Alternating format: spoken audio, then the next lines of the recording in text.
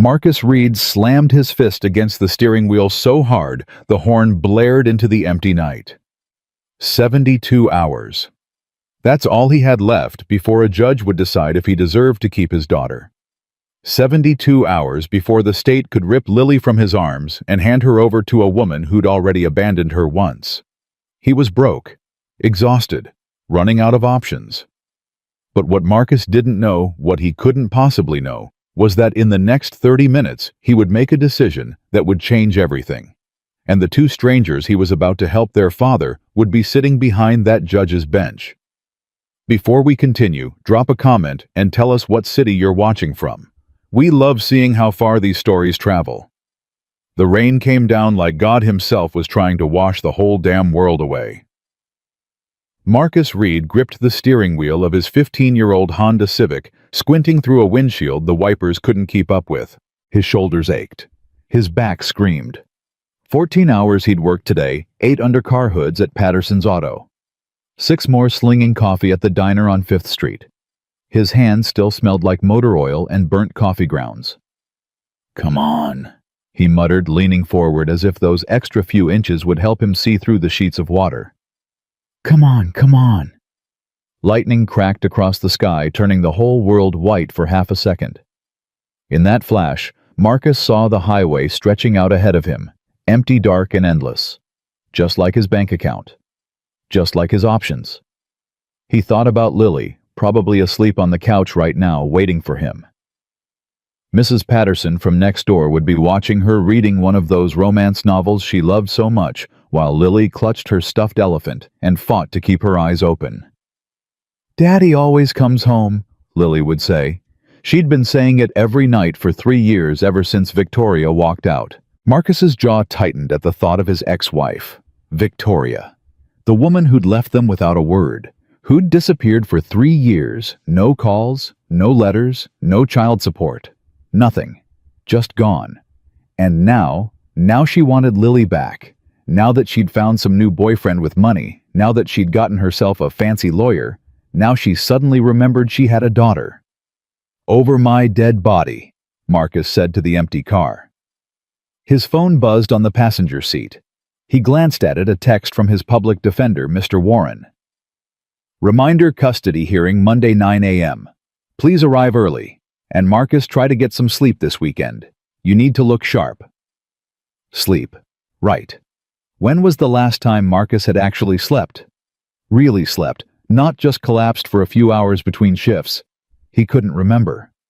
Another bolt of lightning.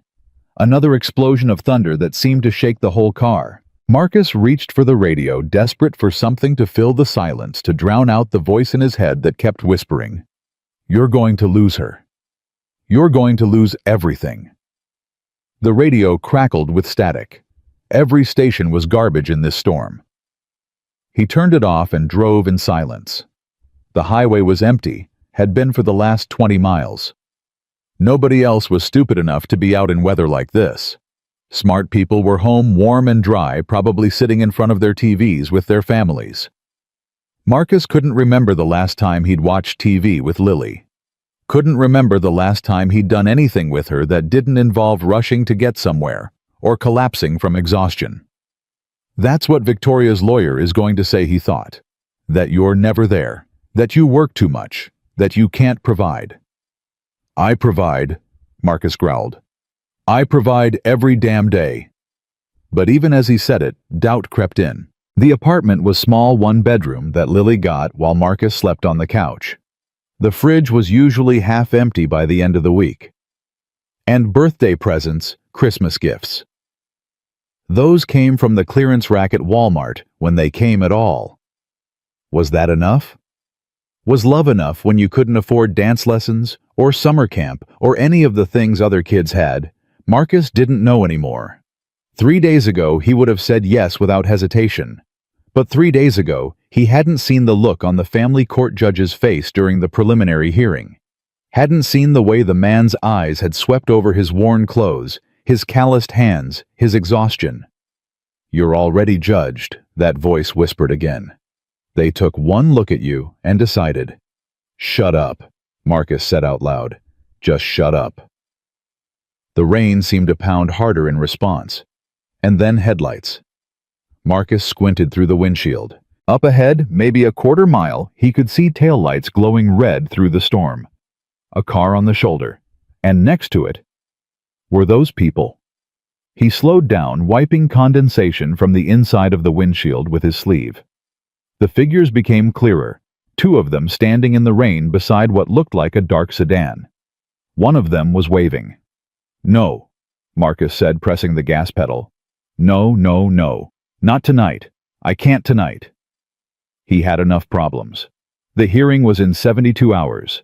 He needed to get home, needed to sleep, needed to figure out how to convince a judge that being poor didn't mean being a bad father. The figures grew larger in his windshield. Women. Young women. Soaking wet, standing in a storm that could kill them if they got struck by lightning or hit by a passing truck. Damn it! Marcus's foot moved to the brake before his brain could stop it. The Honda slowed, pulled to the side, stopped. He sat there for a moment, rain hammering the roof like 1,000 tiny fists. "Keep driving," the voice said. "You don't have time for this. You don't have the energy. You don't have anything to give." But then he thought about Lily. 6 years old, with her mother's brown eyes and her father's stubborn streak. What if it was her someday? What if she was stranded somewhere, scared and alone, and everyone just kept driving? "God help me," Marcus muttered. He pushed open the door and stepped into the storm. The rain hit him like a wall, cold and hard and relentless. Within seconds, his work shirt was soaked through, plastered to his skin. He jogged toward the stranded car, squinting against the downpour. "Hey!" he called out. "You okay?" The two figures turned. Identical faces looked back at him, twins maybe 19 or 20 years old, with dark hair matted to their foreheads and mascara running down their cheeks. They were wearing clothes that Marcus recognized immediately: expensive, designer, the kind of things he saw in magazine ads and department store windows, never on actual people he knew. "Oh, thank God," one of them said, rushing toward him. "Thank God someone stopped." "We've been here for over an hour," the other one added, her voice shaking. "Our car just died, and our phones are dead, and nobody would stop. Hey, it's okay." Marcus held up his hands. "Take a breath. What happened?" The first twin, the one who'd spoken first, pointed at the car. "We were driving home from a charity event, and the engine just stopped. We pulled over, and it won't start again." Marcus looked at the vehicle for the first time. His eyebrows rose. A Mercedes-Benz S-Class, the kind of car that cost more than Marcus would make in 5 years, maybe 10. "Mind if I take a look?" he asked. "Please," they said in unison. Marcus walked around to the front of the Mercedes and popped the hood. The engine was pristine, probably maintained by some fancy dealership where they charged $300 for an oil change. But even fancy cars had basic problems. He leaned in, rainwater streaming down his face, and found it almost immediately. "Battery terminals," he called out. "They're corroded. Connections loose. Can you fix it?" The second twin appeared at his elbow, hugging herself against the cold. Marcus shook his head. "Not out here. Not in this storm. You need a jump start at minimum, probably a new battery." He closed the hood and turned to face them. "Look, there's a hotel about 15 minutes up the road. I can give you a ride. You can call a tow in the morning." The twins exchanged a glance, that silent communication thing that twins did. "You do that?" the first one asked. "You don't even know us." Marcus shrugged, rain dripping off his chin. "Can't leave you out here. Come on before we all drown." They grabbed their bags from the Mercedes designer luggage that probably cost more than Marcus's car and climbed into his Honda. The contrast was almost funny. Almost. "I'm Sophie," the one in the passenger seat said, as Marcus pulled back onto the highway. "This is my sister Maya." "Marcus." "Thank you for stopping, Marcus." Maya leaned forward from the back seat. "Seriously, We were starting to think no one would. People are scared these days, Marcus said, keeping his eyes on the road. Can't really blame them. But you stopped, Sophie pointed out. Marcus was quiet for a moment. The wipers slapped back and forth. Rain drummed on the roof. I have a daughter, he finally said. She's 6. If she was ever stranded somewhere scared and alone in a storm like this, I'd want someone to stop for her. The car fell silent. What's her name? Maya asked softly. Lily. That's beautiful, Sophie said. Then hesitantly, Do you get to see her often? The question hit harder than she could have known. Marcus's hands tightened on the steering wheel. Every chance I get, he said, which might not be for much longer. What do you mean? Marcus didn't know why he said it. Maybe it was the exhaustion. Maybe it was the darkness, the rain, the anonymity of talking to strangers he'd never see again. Maybe he just needed to say it out loud to someone who wasn't going to judge him. Her mother and I are divorced, he said. She left 3 years ago. Just vanished. No contact, nothing. And now she's back and she's trying to take full custody. Says I'm not fit to be a father because I work too much. Because I don't make enough money. He laughed bitterly. We go to court in 3 days. That's horrible, Sophie whispered.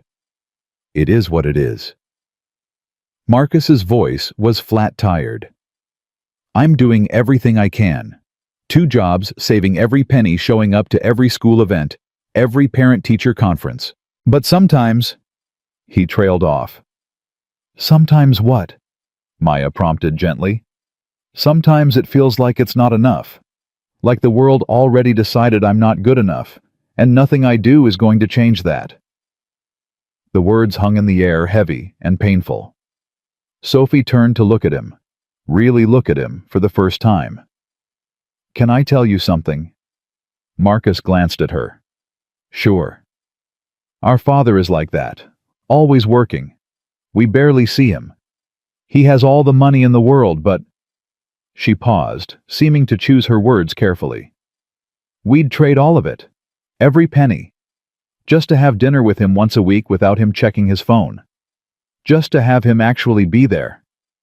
He thinks providing means everything, Maya added from the back seat. He doesn't understand that we just want him present. That's all. Just... there.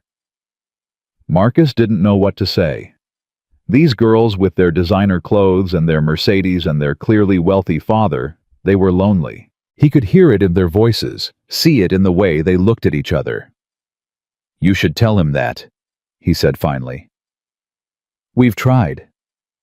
Sophie's voice was small. He doesn't listen, says we don't understand what it takes to maintain our lifestyle. Sounds lonely. It is. Sophie turned to face the window. Money doesn't fix loneliness. It just makes it more comfortable. They drove in silence for a while. The storm seemed to be letting up a little. The rain still fell, but the lightning had moved on to terrorize some other stretch of highway. Marcus thought about what they'd said. About their father, who was never there. About having everything except the one thing that mattered. He thought about Lily waiting for him on that couch. About how even when he was exhausted, even when he could barely keep his eyes open, he always kissed her forehead and told her he loved her. Always. Maybe that was worth something. Maybe that was worth everything. You seem like a good dad, Maya said, eventually breaking the silence. The kind who stops in a storm. The kind who shows up. Marcus's throat tightened. I'm trying to be. That's more than most people do, Sophie said. The hotel appeared up ahead, a mid-range chain place with a lit sign and a mostly empty parking lot. Marcus pulled under the covered entrance and put the car in park. The twins gathered their things, but Sophie hesitated before opening her door. Marcus. Yeah. She turned to face him, her eyes serious. I hope the judge sees what we see, that you're exactly the kind of father your daughter needs. Marcus couldn't speak. He just nodded. Good luck, Maya said from the back seat. "We'll be thinking about you." They climbed out, grabbed their bags, and disappeared into the hotel lobby. Marcus watched them go, something strange stirring in his chest. Hope. It felt foreign. Dangerous, even. He'd stopped hoping weeks ago when Victoria's lawyer had laid out their case, and Marcus had realized just how outmatched he was. But those girls, those strangers he'd probably never see again, they'd looked at him and seen something good. Something worthy. Maybe the judge would too. Marcus pulled back onto the highway and drove toward home. The apartment was quiet when Marcus finally pushed through the door just past midnight. Mrs. Patterson looked up from her romance novel and smiled. "She tried to wait up for you," she whispered, nodding toward the couch. "Couldn't quite make it."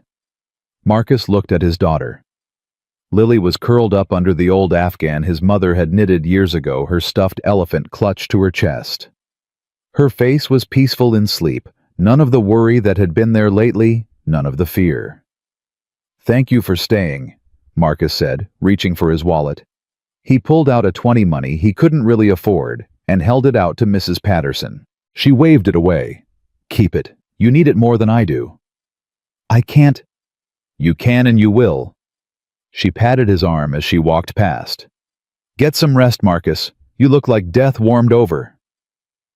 After she left, Marcus knelt beside the couch. He brushed a strand of hair from Lily's face, and her eyes fluttered open.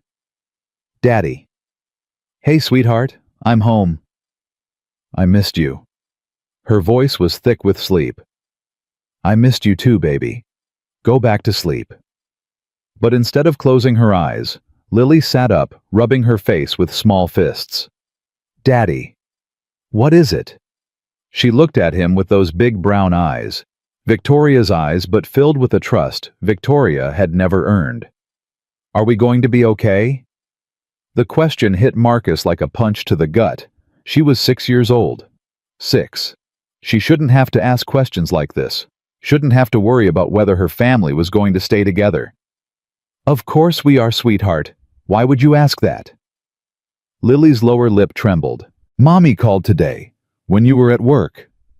Marcus went cold. "What?" "She called Mrs. Patterson's phone. She said I might have to come live with her, that you can't take care of me properly." Rage flared in Marcus's chest, hot and immediate. Victoria had called, had talked to Lily directly. She wasn't supposed to do that. The lawyers had agreed no direct contact until after the hearing, but he pushed the anger down. Lily didn't need to see that. She needed reassurance. "Lily, listen to me." Marcus took her hands in his. "Your mommy is wrong. I can take care of you. I will always take care of you. No matter what anyone says." "But she said..." "I don't care what she said."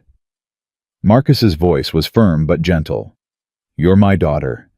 I love you more than anything in this world, and nobody is going to take you away from me." Tears welled up in Lily's eyes. "I don't want to leave you, Daddy." "You won't." He pulled her into a hug, holding her tight against his chest. "I promise you, baby. You won't." It was a promise he had no idea if he could keep. The hearing was in 3 days. Victoria had money, had a lawyer, had a case built on the cruel arithmetic of poverty, the idea that dollars in a bank account mattered more than love in a heart. But as Marcus held his daughter in their small, shabby apartment, rain still pattering against the windows, he made a vow to himself. He would fight. With everything he had, with every ounce of strength left in his body, he would fight. For her. Always for her. Marcus didn't sleep that night. He sat at the tiny kitchen table after putting Lily to bed, surrounded by paperwork. Financial statements, character references from neighbors and co-workers, report cards and attendance records from Lily's school. Anything and everything that might prove he was a fit father. It wasn't much. The numbers told a brutal story. His income was barely above the poverty line. His savings account had less than $400 in it. He was behind on his electric bill, current on rent, only because his landlord had a soft spot for Lily and gave them extensions.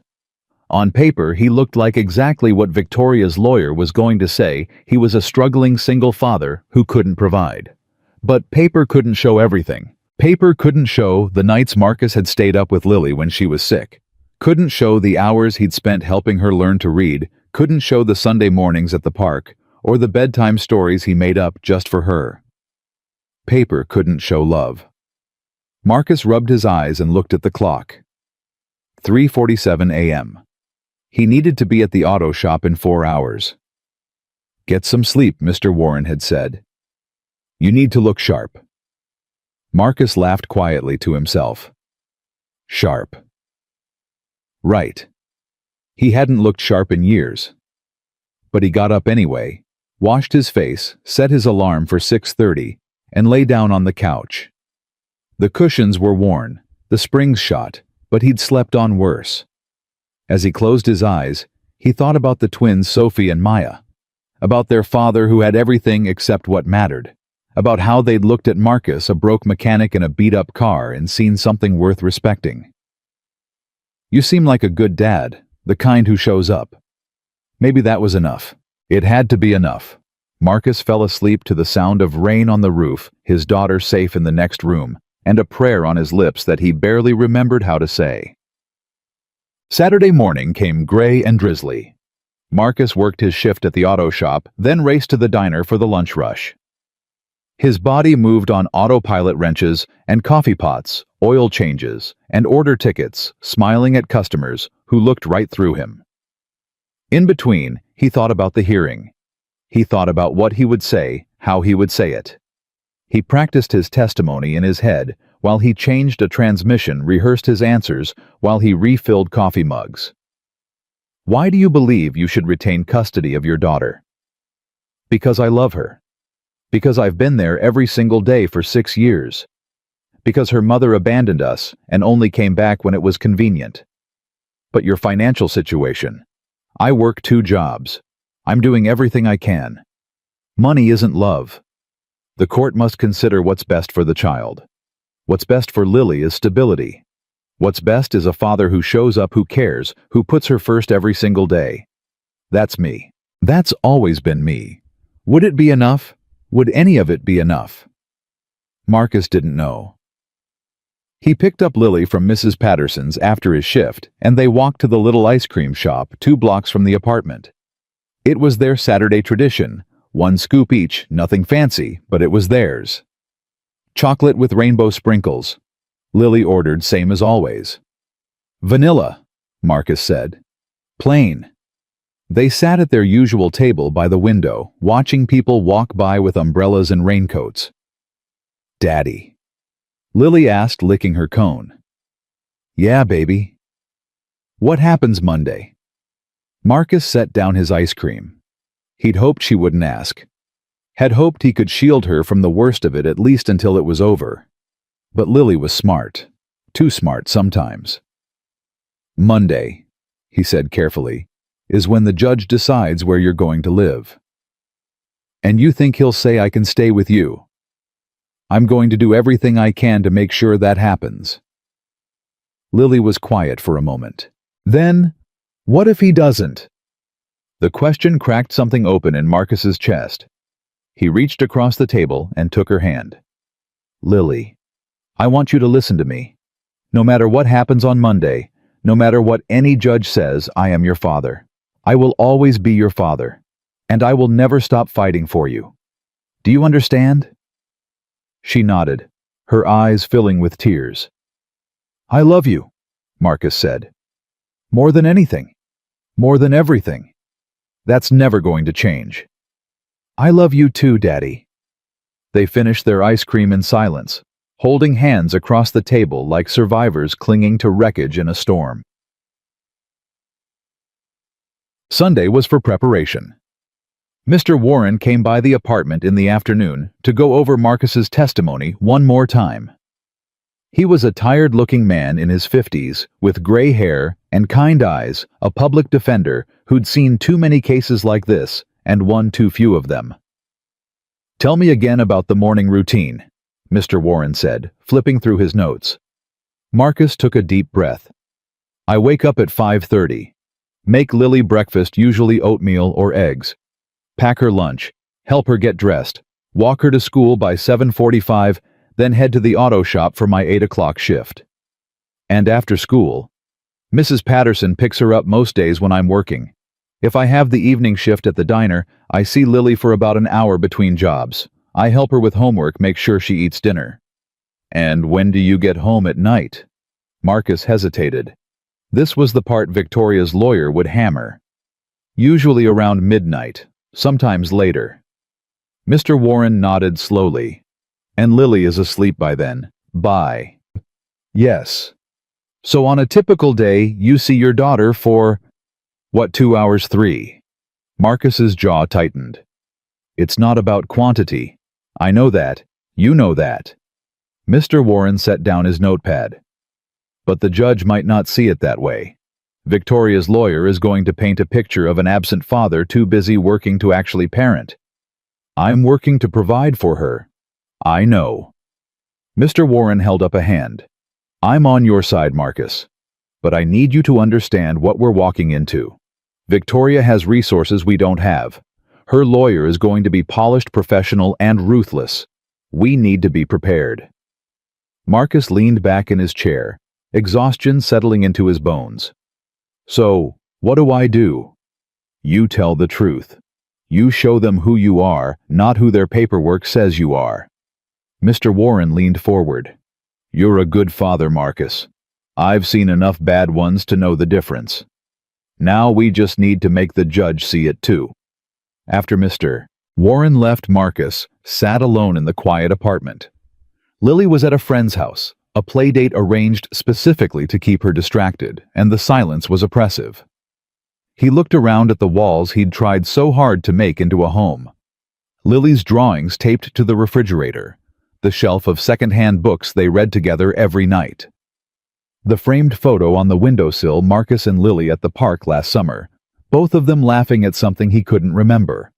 This was his life, small and struggling, but his. Theirs. And in less than 24 hours, a stranger in a black robe was going to decide if it was good enough.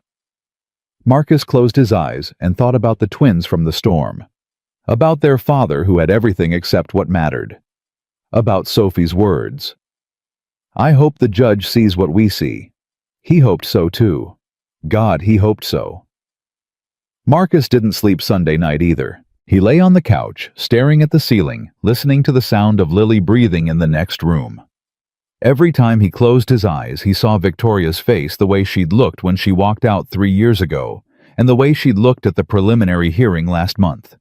Cold, calculating, like Lily was a prize to be won, not a daughter to be loved. At 5:00 a.m., he gave up trying to sleep and got up to shower. The hot water helped a little. He stood under the spray until it ran cold, trying to wash away the exhaustion, the fear, the doubt. It didn't work, but at least he felt cleaner. He put on his only suit, a navy blue thing he'd bought at Goodwill 3 years ago for his mother's funeral. It was a little tight in the shoulders now, a little worn at the elbows, but it was all he had. He stood in front of the bathroom mirror and tried to see what the judge would see. A tired man. A poor man. A man who worked too hard and had too little to show for it. But also a father. A good father. The only parent who'd actually been there. That has to count for something, Marcus said to his reflection. It has to. He didn't sound convinced even to himself. At 6:30, he woke Lily. Hey, sweetheart, time to get up. Lily's eyes opened slowly, still heavy with sleep. Is it Monday? Yeah, baby, it's Monday. She sat up and looked at him. Really looked at him with those big brown eyes that saw too much for a 6-year-old. You're wearing your fancy clothes. I have to go to court today. Remember, Mrs. Patterson is going to take you to school and pick you up after. Lily's face crumpled. I want to go with you. I know, sweetheart. But court isn't a place for kids. It's boring, and there's a lot of waiting. He sat on the edge of her bed and took her hand. I need you to be brave today, okay? Can you do that for me? Will you come get me after? The second it's over. I promise. Lily threw her arms around his neck. "I love you, Daddy." Marcus held her tight, breathing in the smell of her strawberry shampoo. "I love you too, baby, more than anything." Mrs. Patterson arrived at 7:15. She took one look at Marcus and pulled him into a hug. "You're going to be fine," she said firmly. "That judge is going to take one look at you and see exactly what I see, a man who'd move heaven and earth for his little girl." "I hope you're right." "I'm always right. Now go. And Marcus." She waited until he met her eyes. "Don't let them see you sweat. You belong in that little girl's life, and don't you dare let anyone tell you different." Marcus kissed Lily one more time, grabbed his folder of documents, and walked out the door. The courthouse was 20 minutes away. He drove slowly, hands tight on the wheel, going over his testimony one more time in his head. The morning traffic was light, which meant he arrived 40 minutes early. He parked in the cheapest lot he could find 3 blocks away and walked the rest of the distance. The courthouse was an old building, all gray stone and tall columns, the kind of place designed to make regular people feel small. Marcus climbed the steps and pushed through the heavy doors into a lobby that smelled like floor polish and anxiety. Mr. Warren was waiting for him near the security checkpoint. "You look good," the lawyer said, though his eyes said otherwise. "How do you feel?" "Like I'm about to throw up." "That's normal. Try not to do it in the courtroom." Mr. Warren put a hand on his shoulder. "Remember what we talked about. Stay calm. Answer honestly. Don't let Davidson get under your skin. He's going to try to make you angry. Don't let him."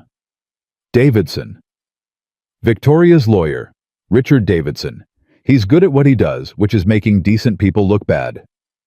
Mr. Warren started walking toward the elevators. "Come on. Courtroom 4B, Judge Caldwell's chambers." Marcus followed, his stomach churning. "What do you know about the judge?" "Harrison Caldwell. Been on the family court bench for 18 years. Reputation for being fair but tough. He doesn't suffer fools, and he doesn't like people who waste his time." Mr. Warren pressed the elevator button. "He's also a father himself. 2 daughters, I think. Hopefully that works in our favor." The elevator doors opened with a soft ding. They stepped inside and rode up in silence. Courtroom 4B was at the end of a long hallway.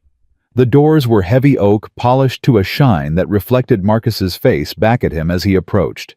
He looked scared. He felt scared. "Ready?" Mr. Warren asked. "No." "Good. Honest answer." The lawyer pushed open the door. "Let's go."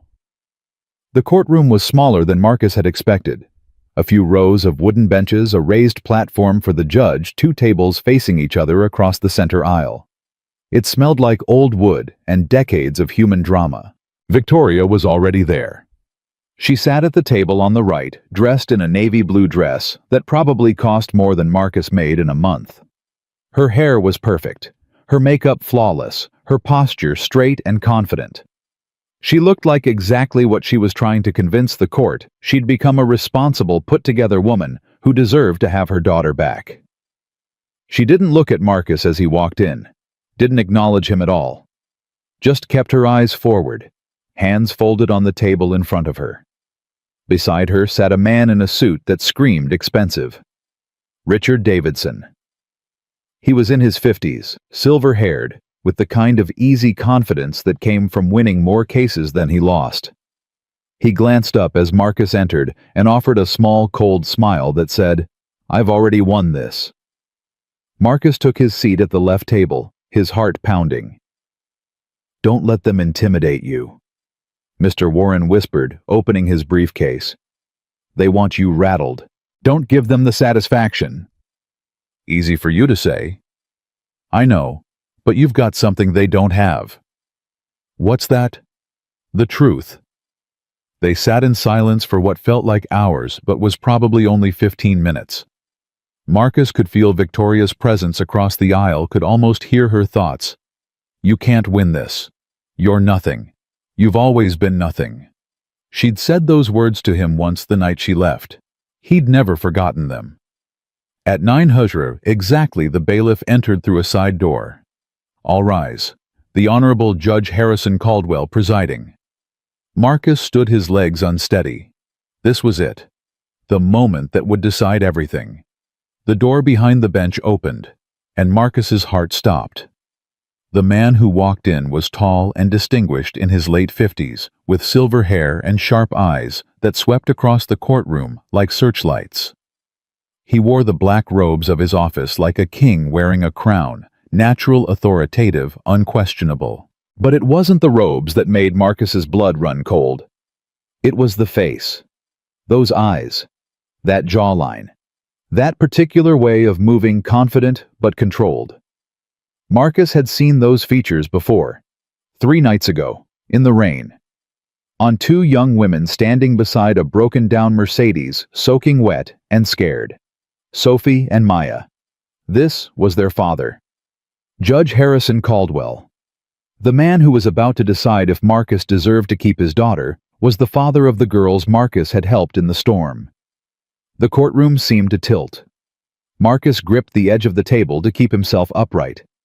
His mind raced through the implications, the possibilities, the terrible uncertainty of what this meant. Was this good? Bad? Would the judge recuse himself? Would he remember Marcus at all? Would he hold it against him? Somehow think it was manipulation, some kind of setup. The judge took his seat, adjusting his glasses as he opened the case file. His eyes scanned the first page, and Marcus saw at the slightest pause. A flicker of something crossing that stern face. Then the judge's gaze lifted, sweeping across the courtroom until it landed directly on Marcus. Recognition.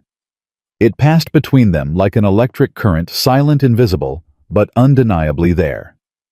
The judge knew. He remembered. Marcus couldn't breathe. "Good morning," Judge Caldwell said, his voice steady and authoritative. "We're here today for the custody hearing of Lily Marie Reed, minor child. Counselors, are both parties ready to proceed?" "Yes, Your Honor." Davidson's voice was smooth, confident.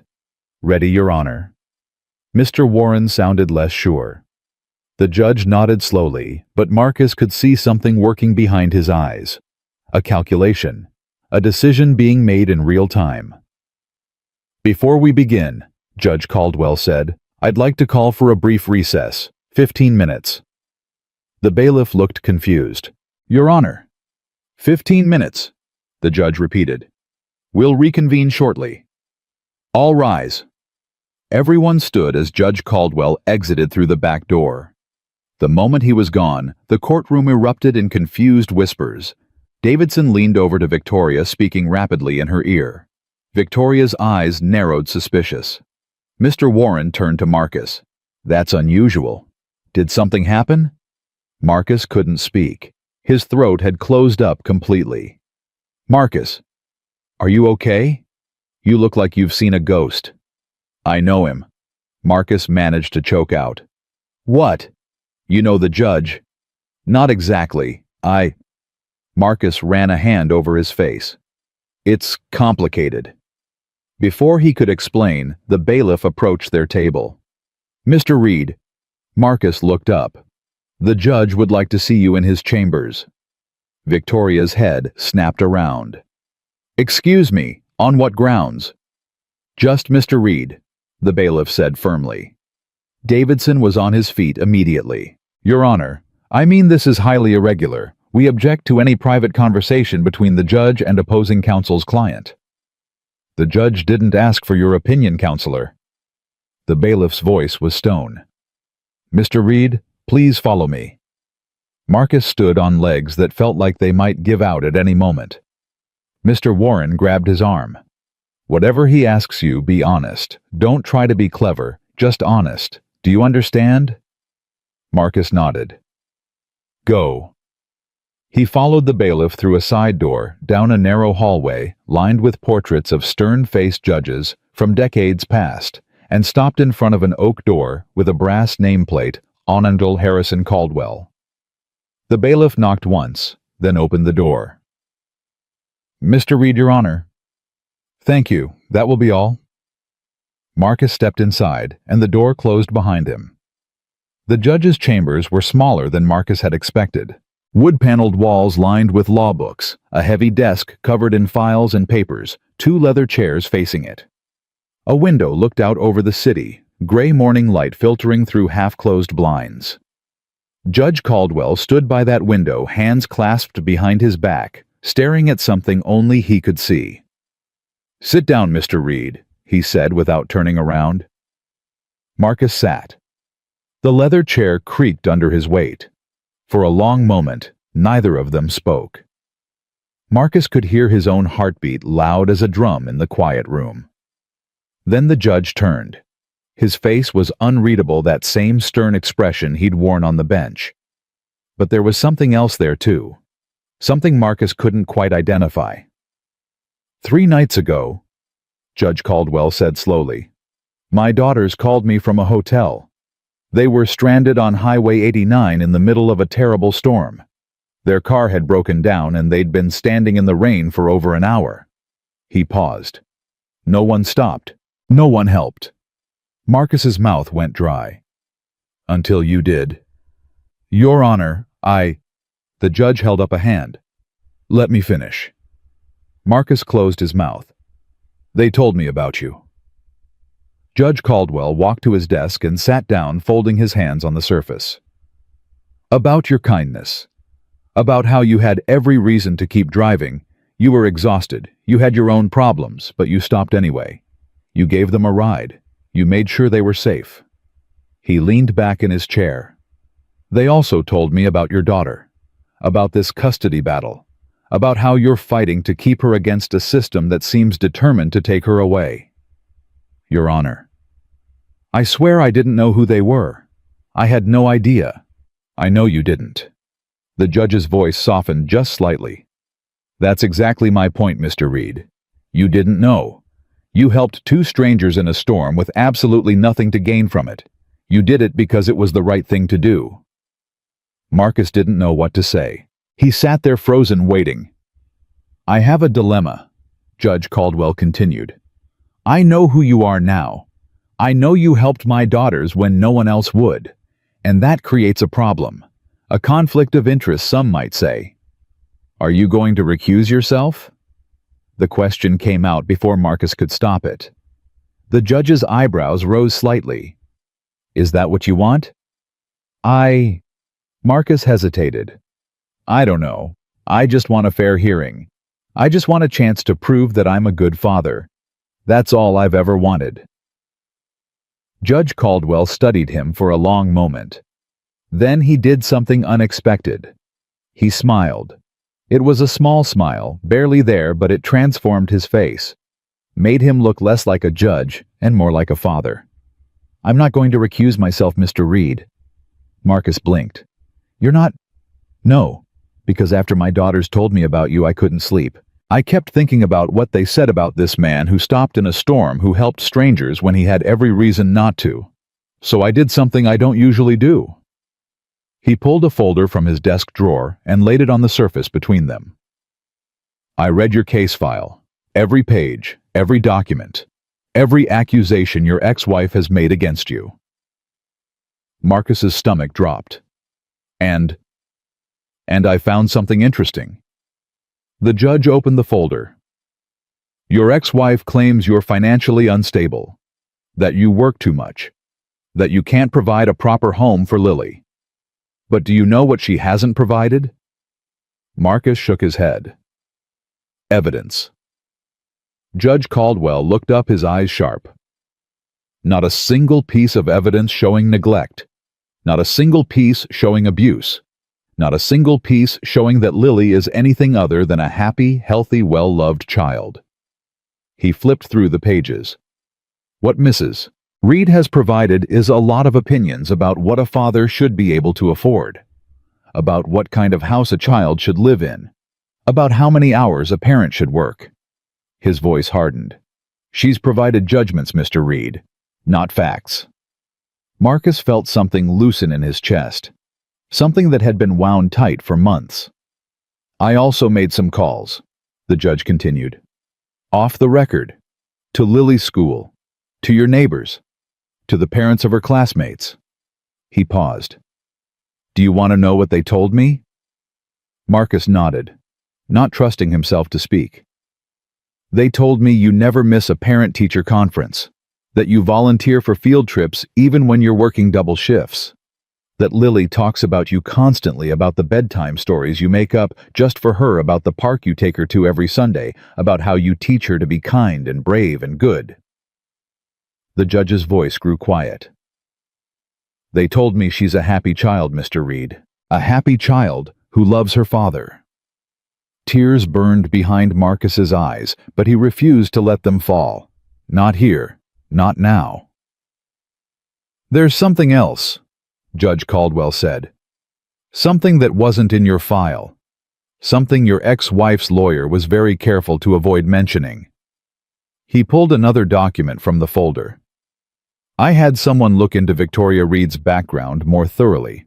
Would you like to know what they found? Marcus's heart was pounding. What? Your ex-wife has been arrested twice in the past year. Cocaine possession. Both charges were dropped due to technicalities, but the arrests are on record. The judge slid the document across the desk. She was also fired from her job 3 months ago. The reason showing up to work intoxicated, repeatedly. Marcus stared at the paper. He couldn't believe what he was reading. Victoria had always been wild. That was part of what had attracted him to her in the beginning. But drugs he'd never known, never suspected. This is a full investigation report, Judge Caldwell said. Drug tests, witness statements, documentation of erratic behavior. It's all there. Why are you telling me this? Marcus's voice was barely a whisper. You could let this come out in court. Let the process work. I could. The judge leaned forward. But I'm telling you now because I want you to understand something, Mr. Reed. I'm not doing this because you helped my daughters. I'm not ruling in your favor because I owe you something. He held Marcus's gaze, his eyes intense. I'm doing this because it's right.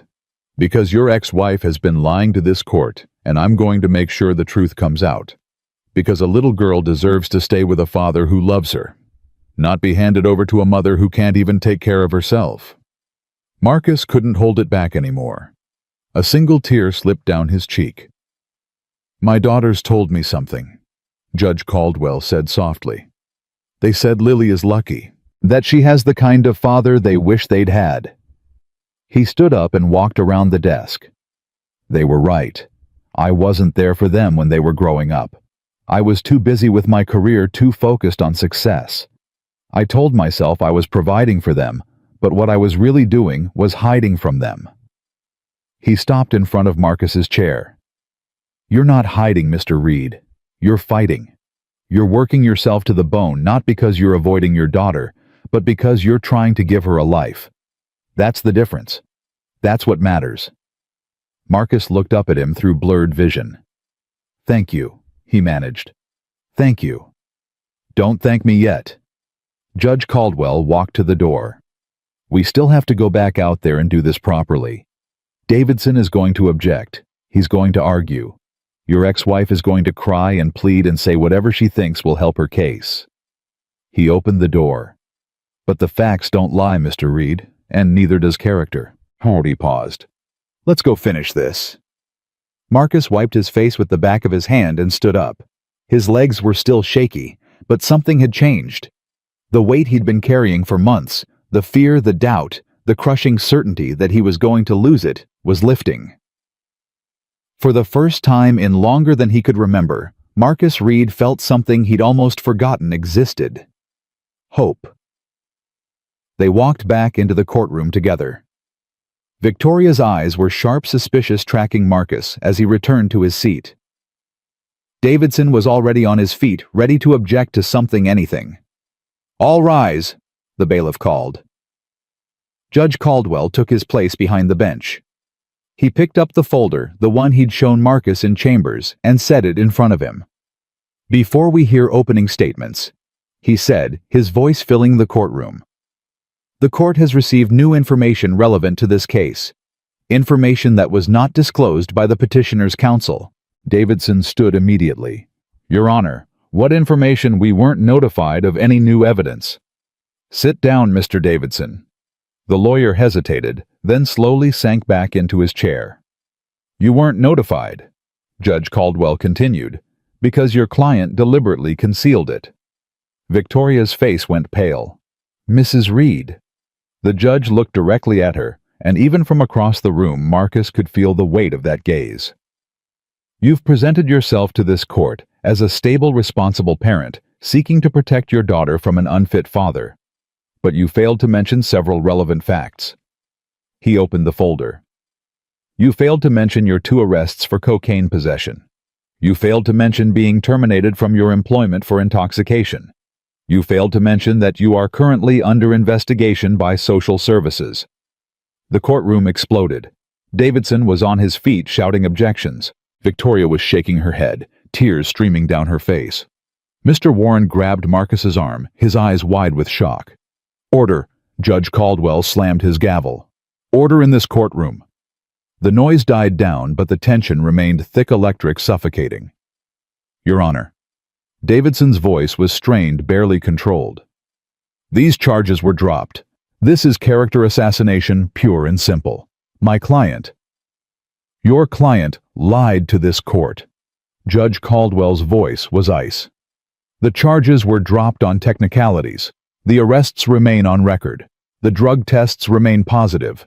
The witness statements remain documented. He held up the folder. This is a full investigation report, Mr. Davidson, completed by Social Services at my request. It confirms everything I've just said and more. Davidson's face had gone gray. He glanced at Victoria, and Marcus saw something pass between them. Panic. The realization that their carefully constructed case was falling apart. Your Honor, I request a continuance to review this new evidence. Denied. The judge set down the folder. This hearing will proceed, and when it's over, I will issue my ruling. He looked at Marcus, and just for a moment, something passed between them. Not recognition, they were past that now. Something else. Respect. Mr. Warren, Judge Caldwell said, you may begin your opening statement. Mr. Warren stood slowly, straightening his tie with hands that trembled slightly. Marcus could see the surprise still written on his face. The revelation about Victoria had caught him as off guard as everyone else. But the lawyer was a professional. He gathered himself, took a breath, and walked toward the judge's bench. Your Honor, he began, this case was supposed to be about money, about bank accounts and square footage, and all the material things our society uses to measure a person's worth. Mrs. Reed's counsel would have you believe that Marcus Reed is unfit to raise his daughter because he's poor, because he works 2 jobs, because he lives in a small apartment and drives an old car. He paused, letting the words settle. But that's not what makes a father, Your Honor. What makes a father is showing up. What makes a father is being there day after day, year after year, even when it's hard, even when you're exhausted, even when the world seems determined to break you down. Mr. Warren turned to look at Marcus. Marcus Reed has been Lily's only parent for 3 years. 3 years, Your Honor. Her mother left when Lily was 3 years old, and she didn't look back. No calls, no letters, no support, nothing. And in all that time, Marcus never missed a single day. He worked double shifts to pay the bills. He walked Lily to school every morning. He read her bedtime stories every night. He was there. He turned back to the judge, and now after 3 years of silence, Victoria Reed has returned. She has a new boyfriend with money, a fancy lawyer, and a sudden interest in the daughter she abandoned. But she doesn't want Lily because she loves her. She wants Lily because she wants to win. Because taking Lily away from Marcus is the ultimate victory in a battle she started the day she walked out that door. Davidson was on his feet. Objection, Your Honor. Counsel is speculating about my client's motives. Sustained. Judge Caldwell nodded. Mr. Warren, stick to the facts. The facts, Your Honor, are these. Mr. Warren picked up a folder from his table. Lily Reed is a straight-A student. She has perfect attendance. Her teachers describe her as happy, well-adjusted, and kind. The parents of her classmates call her a joy to be around. He opened the folder. I have here letters from Lily's teacher, her school principal, her pediatrician, and 6 of her neighbors, all testifying that Marcus Reed is an exceptional father. Not despite his circumstances, Your Honor, but because of them. Because he fights for his daughter every single day. Mr. Warren closed the folder. The evidence Mrs. Reed's counsel planned to present was designed to make Marcus look bad on paper. But paper doesn't tell the whole story. Paper doesn't show love. Paper doesn't show sacrifice. Paper doesn't show a father who works himself to exhaustion just so his daughter can have a better life. He walked back to his seat. We ask the court to see what the numbers can't show. We ask the court to recognize that being poor is not a crime and loving your child is not a weakness. We ask the court to keep Lily exactly where she belongs, with the father who has never ever let her down. Mr. Warren sat down.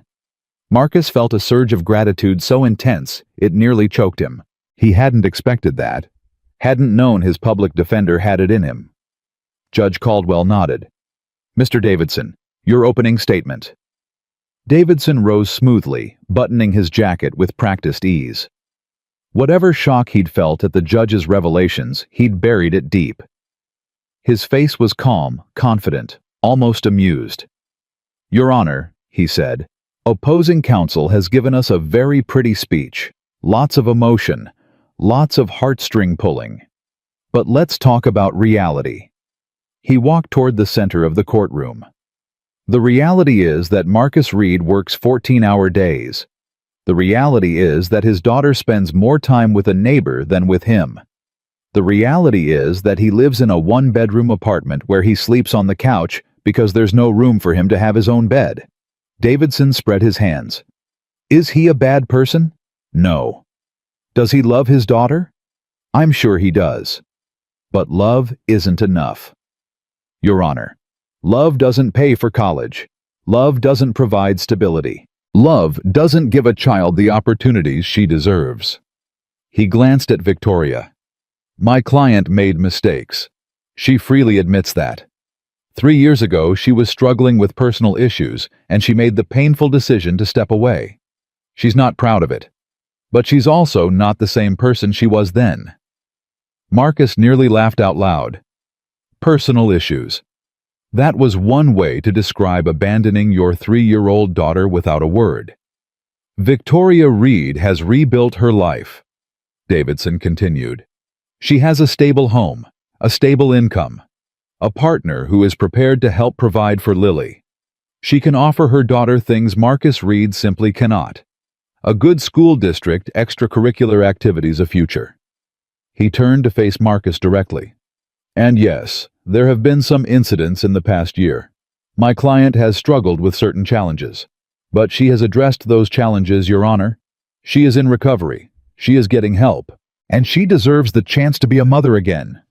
Davidson walked back to his seat.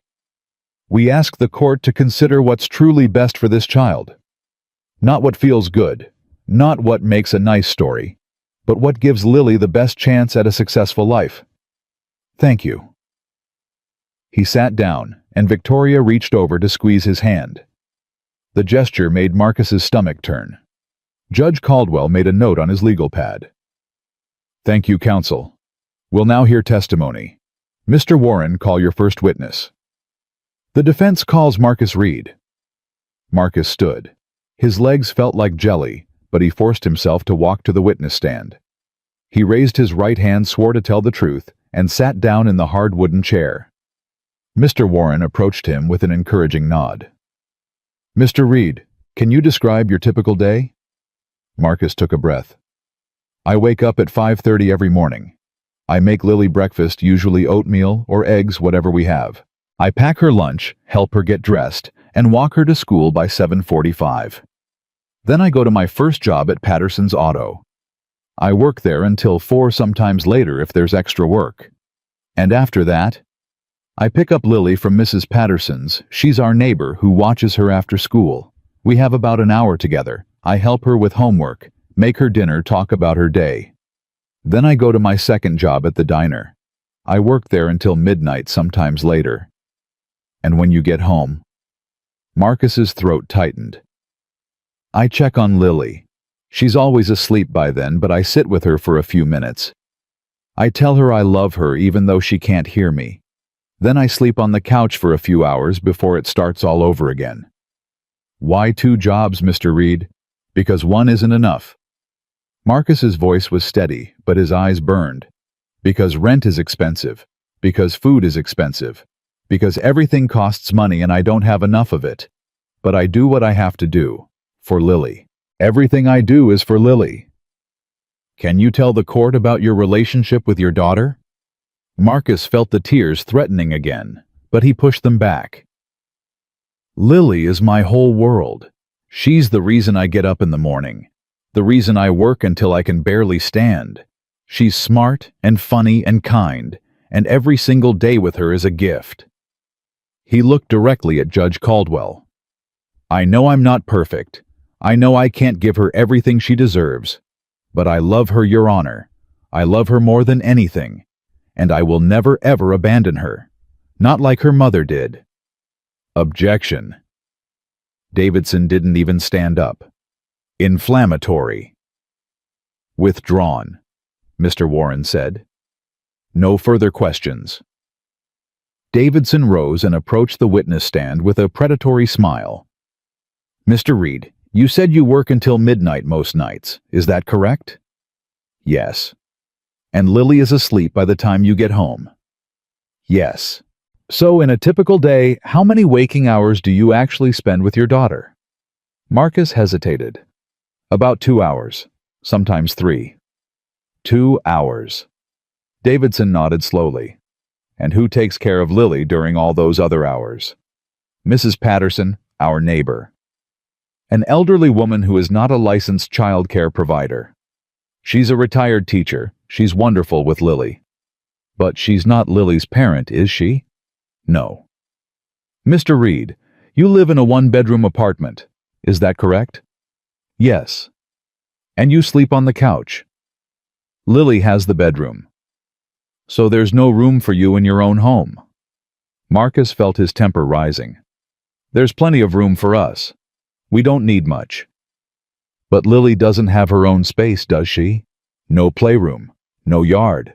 No, she has love. Marcus cut him off.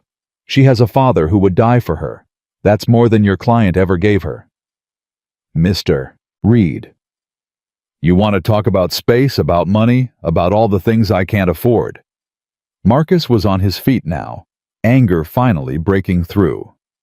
Your client had all those things, a big house, a nice car, money in the bank. And she still walked out. She still abandoned her daughter. So don't stand there and tell me that my apartment is too small or my bank account is too empty because I've been there every single day. Every single day. Where was Victoria? Mr. Reed, please sit down. Judge Caldwell's voice was calm but firm. Marcus realized he was standing, his hands gripping the rail of the witness box. He forced himself to sit, his heart pounding. I apologize, Your Honor. Mr. Davidson, do you have any more questions? Davidson looked rattled. Marcus's outburst had clearly thrown him off his game. No further questions. You may step down, Mr. Reed. Marcus returned to his seat, his legs shaking. Mr. Warren leaned over. That wasn't part of the plan, he whispered. But it might have actually helped. You showed them who you really are. I lost my temper. You showed passion. There's a difference. Judge Caldwell made another note. Mr. Davidson, call your witness. The petitioner calls Victoria Reed. Victoria stood and walked to the witness stand. Her movements were graceful, controlled like she'd rehearsed this moment 100 times. She swore her oath and sat down, smoothing her dress over her knees. Davidson approached her with a gentle smile. Mrs. Reed, can you tell the court why you left 3 years ago? Victoria's eyes welled with tears. Marcus had seen this before. The way she could cry on command, could make herself look vulnerable and sympathetic whenever it suited her. I was struggling, she said, her voice breaking. I was dealing with depression, with anxiety. I felt like I was drowning, and I made the terrible decision to walk away. Do you regret that decision? Every single day. She looked at Marcus, and her eyes seemed almost sincere. Almost. I know I hurt them. I know I abandoned them when they needed me most. But I wasn't well, Mr. Davidson. I wasn't capable of being the mother Lily deserved. And now I've gotten help. I've been in therapy for 2 years. I've worked on myself, addressed my issues. She sat up straighter. I'm not the same person who walked out that door. I'm stronger now. I'm ready to be a mother. What can you offer Lily that she doesn't currently have? Stability, security, a home with more than one room, a neighborhood with good schools, opportunities, dance lessons, music classes, summer camps. All the things children deserve. And you have the means to provide these things?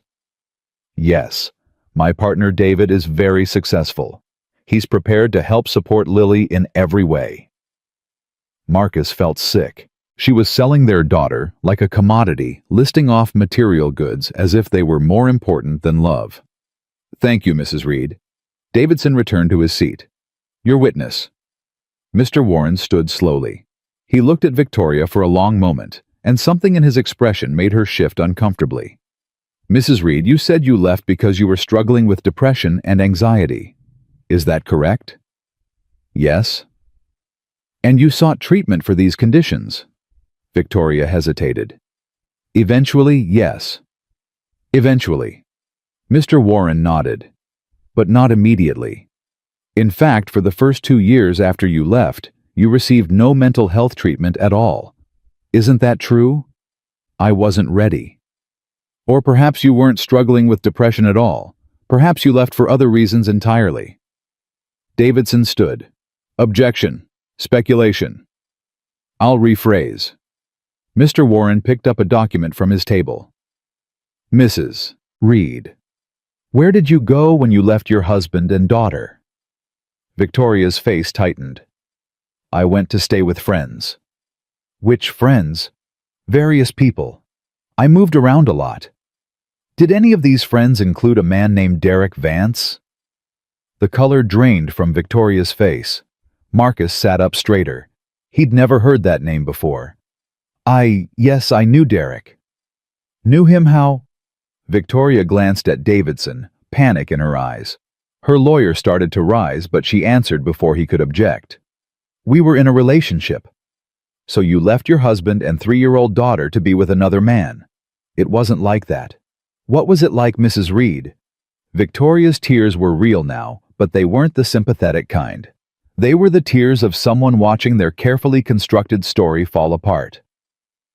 I was unhappy in my marriage, she said, her voice hardening. I felt trapped.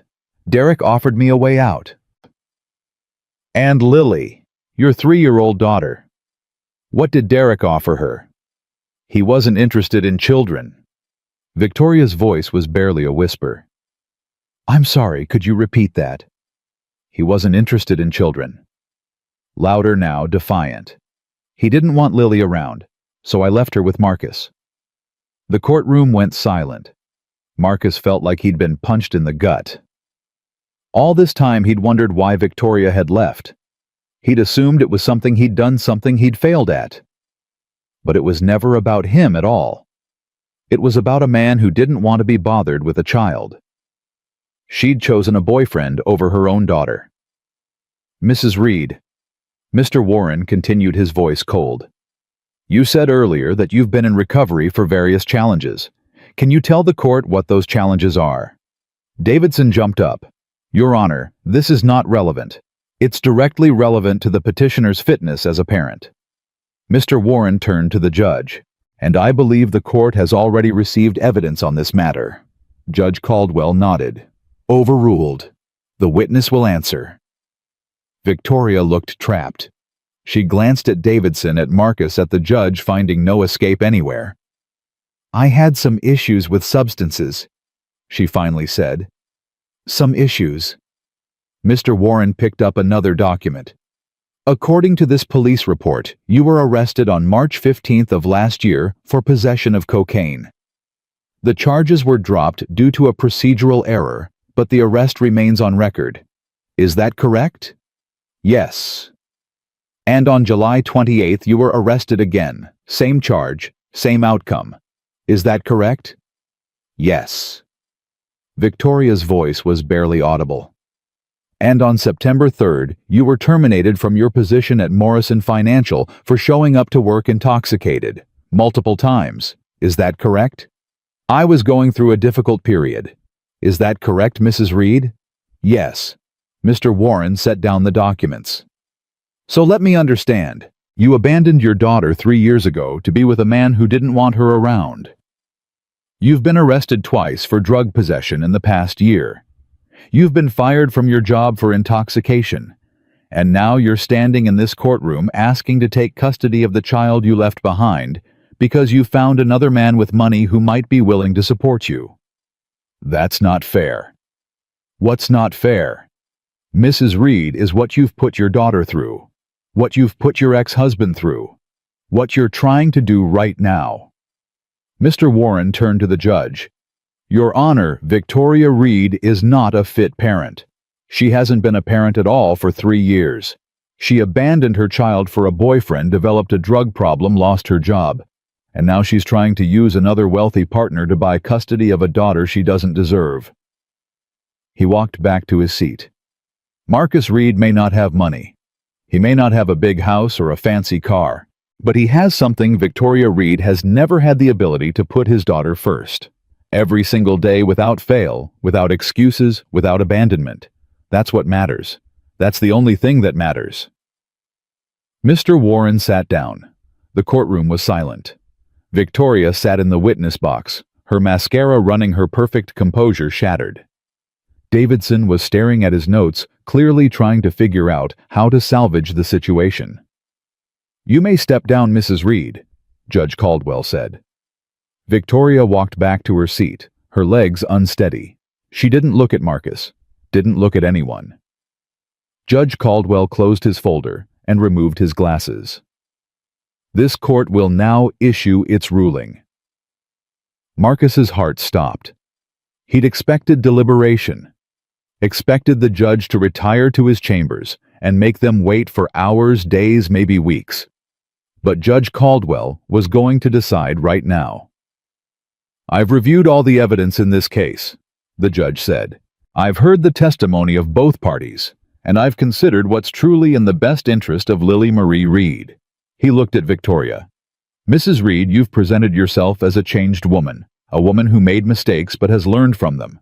But the evidence tells a different story. You left your daughter not because you were struggling with mental health issues, but because you chose a man over your child. You've struggled with substance abuse. You've lost your job. And you've come to this court with a story full of half-truths and omissions. He turned to Marcus. Mr. Reed, you've worked 2 jobs for 3 years to provide for your daughter. You've sacrificed sleep comfort and any semblance of a personal life to ensure she has what she needs.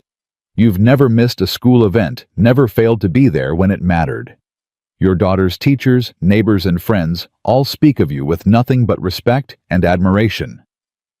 Judge Caldwell put his glasses back on. The law is clear that custody decisions must be based on the best interest of the child. And in this case, the best interest of Lily Reed is to remain with the father who has been her only real parent for the past 3 years. He picked up his gavel. This court awards full custody of Lily Marie Reed to her father, Marcus Reed. Mrs. Reed will be permitted supervised visitation contingent upon completion of a certified rehabilitation program and clean drug tests for a minimum of 6 months. The gavel came down. This hearing is adjourned. Marcus couldn't move. The words echoed in his head, full custody, full custody, full custody, but they didn't seem real. Nothing seemed real. Mr. Warren grabbed his arm. Marcus, Marcus, we won. Do you understand we won? Marcus looked at him. It's over. It's over. Lily stays with you. She's yours. And then it hit him. All at once, like a wave crashing over his head. He'd won. He'd actually won. Lily wasn't going anywhere. She was staying with him where she belonged, where she'd always belonged. Marcus put his head in his hands and wept. He didn't care that people were watching. didn't care that Davidson was gathering his papers with barely contained fury, that Victoria was sobbing at her table, that the bailiff was announcing something about clearing the courtroom. None of it mattered. All that mattered was Lily, his little girl, his whole world. She was staying with him. Mr. Warren pulled him to his feet and guided him toward the door. "Come on, let's get you out of here. You've got a daughter to see." They walked out of the courtroom past Victoria, who wouldn't meet his eyes, past Davidson, who looked like he wanted to put his fist through a wall, past the bailiff and the court reporter and all the other people who'd just witnessed the most important moment of Marcus's life. In the hallway, Marcus stopped. "Wait," he said. I should... He turned and looked back at the courtroom doors. Through the small window he could see Judge Caldwell still at his bench gathering his papers. "Give me a minute," Marcus said. He walked back and pushed open the door. Judge Caldwell looked up. "Mr. Reed, is there something else?" Marcus stood in the aisle, suddenly unsure what to say. All the words he'd rehearsed, all the gratitude he wanted to express, seemed inadequate. "I just wanted to thank you," he finally managed, "for seeing the truth, for giving me a chance." Judge Caldwell set down his papers. "I didn't give you anything, Mr. Reed. You earned this, every bit of it. But if you hadn't looked into Victoria's background, if you hadn't found that evidence, I did my job." The judge stood. Nothing more, nothing less. He walked down from the bench and approached Marcus, his black robe swishing against the floor. "But I will tell you something off the record." He stopped a few feet away. "3 nights ago, you made a choice. You chose to stop for 2 strangers in a storm when you had every reason to keep driving. You chose kindness over convenience, compassion over self-interest." He put a hand on Marcus's shoulder. "That choice told me more about your character than any background check ever could. My daughters saw it, and when they told me about you, I saw it too." Marcus felt fresh tears threatening. "Your daughters, Sophie and Maya, they were kind to me. They listened. They said things that gave me hope when I had none. They're good girls." Judge Caldwell's voice softened. "Better than I deserve, honestly. I wasn't there for them the way I should have been. I made the same mistake Victoria made, choosing other things over my children. I was just luckier. They forgave me." "They still love you," Marcus said. "I could tell. They're not angry. They're just lonely." "I know." The judge's eyes glistened. "And I'm going to fix that, starting now." He extended his hand. "Good luck, Mr. Reed. Take care of that little girl." Marcus shook it firmly. "I will. Thank you, Your Honor, for everything." He walked out of the courtroom for the last time, leaving behind the fear and doubt and desperation that had brought him there. The hallway was empty now, but Mr. Warren was waiting by the elevators. "Everything okay?" the lawyer asked. "Everything's perfect." They rode down in silence. Marcus watched the floor numbers decrease, each one bringing him closer to Lily. Closer to the life he'd fought so hard to keep. When the doors opened on the ground floor, Mr. Warren turned to him. "You know, in 23 years of practicing law, I've never seen anything like what happened in there today." "What do you mean?" "I mean that judge." Mr. Warren shook his head. "He didn't just rule in your favor. He believed in you. Personally. That's rare, Marcus. Rarer than you know." Marcus thought about the storm, about Sophie and Maya shivering by the side of the road, about the choice he'd made without knowing where it would lead. "I got lucky," he said. "You made your own luck." Mr. Warren clapped him on the shoulder. "Now go see your daughter. She's been waiting long enough." Marcus walked out of the courthouse into brilliant sunshine. The storm was over. Marcus drove faster than he should have. His hands were still shaking on the wheel, his heart still pounding from everything that had happened in that courtroom. Full custody. The words kept repeating in his head like a song he couldn't stop singing. Full custody. Lily was staying with him, forever. He ran 2 yellow lights and barely stopped at a third. The apartment was only 20 minutes from the courthouse, but it felt like hours. Every red light was an eternity, Every slow driver in front of him was a personal insult. Finally, he pulled into the parking lot of his apartment complex. He didn't bother finding a proper spot. Just stopped the car crooked across 2 spaces and jumped out, leaving the door hanging open behind him. He took the stairs 2 at a time, his lungs burning, his legs screaming. 2nd floor, 3rd door on the left. He fumbled with his keys, dropped them, picked them up, finally got the right one in the lock. The door flew open. Mrs. Patterson looked up from the couch, startled. "Marcus, what on earth? Where's Lily?" "She's in her room." "Marcus, what happened? Is everything?" But Marcus was already moving. Crossing the small living room in 3 strides, pushing open the bedroom door. Lily was sitting on her bed, her coloring book spread around her. She looked up when the door opened, and Marcus saw the fear in her eyes. The same fear she'd been carrying for weeks. The fear of losing her father, of being taken away to live with a mother she barely remembered. "Daddy." Marcus dropped to his knees beside the bed. He couldn't speak, couldn't find the words. So he just opened his arms. Lily flew into them. "Daddy, what happened?" "Why are you crying, Daddy?" Marcus held her so tight he thought he might never let go.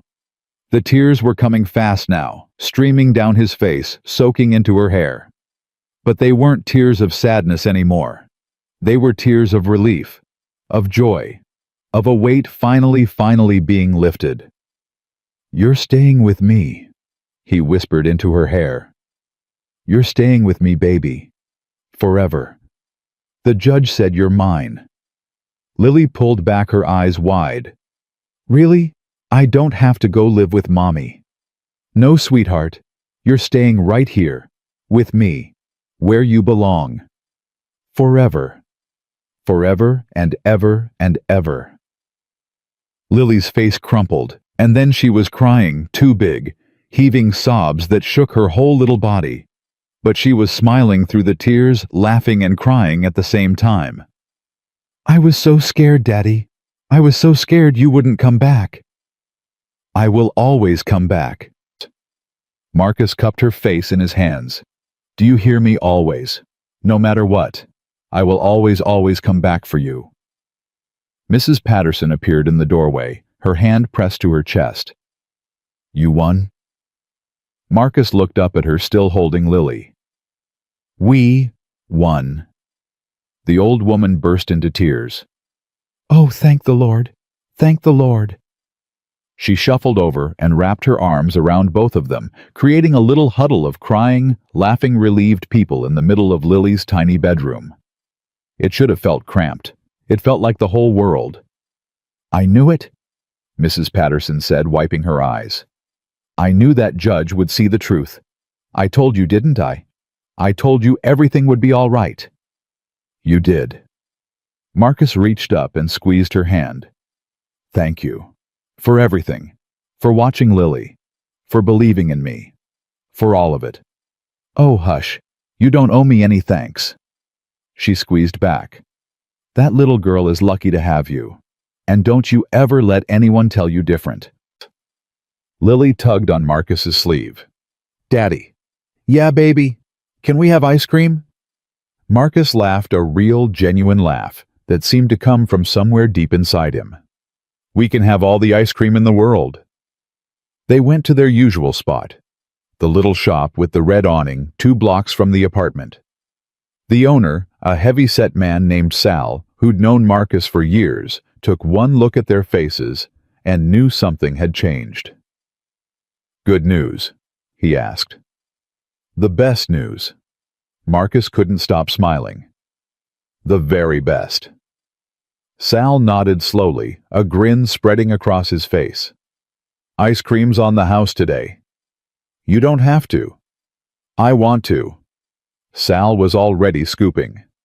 "Chocolate with rainbow sprinkles for the little one, right? And vanilla for you." "You remembered." "I remember all my regulars." He handed the cones across the counter. "Congratulations, Marcus. Whatever happened, you deserve it." They sat at their usual table by the window, watching people walk by. The sun was still shining warm and bright, and everything felt different. The same street, the same shop, the same wobbly table they always sat at, but different. Better. Like the whole world had shifted slightly and suddenly fit together in a way it hadn't before. "Daddy?" Lily said between licks of her ice cream. "Yeah." "What's going to happen now?" Marcus considered the question. What was going to happen? For months, his entire life had been focused on the custody hearing. Every decision, every sacrifice, every exhausting double shift, all of it aimed at one goal: keeping Lily. And now that goal was achieved. What came next? "Now," he said slowly, "we live. We go to school. We eat dinner together. We read bedtime stories. We just live." "But you'll still work a lot." The question hit harder than Marcus expected. Because she was right. Even with custody secured, nothing had really changed about their day-to-day life. He still had 2 jobs. He still worked 14-hour days. He still barely saw his daughter during the week. "Yeah," he admitted, "I'll still work a lot, but I'm going to try to do better. Find more time for us. Okay?" Lily nodded, but there was something in her eyes and understanding beyond her years. "It's okay, Daddy. I know you work because you love me." Marcus's throat tightened. "How'd you get so smart, huh?" "Mrs. Patterson says I get it from you." Mrs. Patterson is a wise woman. They finished their ice cream and walked home hand in hand. The afternoon stretched out ahead of them. No work tonight, no obligations, no court hearings hanging over their heads. Just a father and his daughter together. At the apartment, Marcus found his phone buzzing on the kitchen counter. He'd left it there that morning, too focused on the hearing to worry about calls or texts. Now it showed 3 missed calls and 2 voicemails. The first voicemail was from Mr. Warren.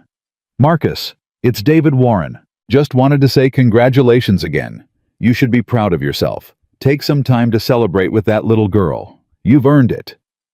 The second voicemail made Marcus's heart skip. "Mr. Reed, this is Benjamin Caldwell." The judge's voice was different outside the courtroom, warmer, more human. "I hope I'm not overstepping, but my daughters have been asking about you since we spoke this morning. They'd very much like to see you again, to thank you properly for what you did that night in the storm." There was a pause on the recording. "I know this is unusual given the circumstances, but if you're willing, we'd like to invite you and Lily to dinner at our home this Saturday. 7 o'clock. Sophie will text you the address. And Marcus." Another pause. "I meant what I said. You're a good man. I hope you'll give us the chance to show our gratitude." The message ended. Marcus stared at the phone, not quite believing what he'd heard. The judge, the man who'd just changed his entire life, was inviting him to dinner. His daughters, the 2 strangers he'd helped in a rainstorm, wanted to thank him. A week ago, he'd been a broke mechanic fighting to keep his daughter. Now he was being invited to dinner at what was probably a mansion in the hills. "Daddy, who was that?" Marcus looked down at Lily, who'd appeared at his elbow. "Some friends," he said. "They want to have us over for dinner this weekend." "What friends?" Marcus smiled. "New ones. I think you're going to like them." The rest of the week passed in a blur. Marcus went back to work on Tuesday, but something had shifted. The exhaustion was still there, would probably always be there, but it didn't feel as crushing anymore. The fear that had been his constant companion for months was gone, replaced by something lighter, something that felt almost like peace. At the auto shop, the guys threw him a small celebration. Patterson himself, the old man who'd owned the place for 40 years, pulled Marcus aside and pressed an envelope into his hand. "What's this?" "A bonus." Patterson's gruff voice didn't quite hide the emotion underneath. "You've been working your tail off for 3 years, son. Never complained, never called in sick, never gave me anything less than your best. You've earned it." Marcus opened the envelope. $500, more money than he'd had in savings in months. "Mr. Patterson, I can't." "You can and you will." The old man clapped him on the shoulder. "Buy that little girl something nice. Take her somewhere special. You've been surviving for too long, Marcus.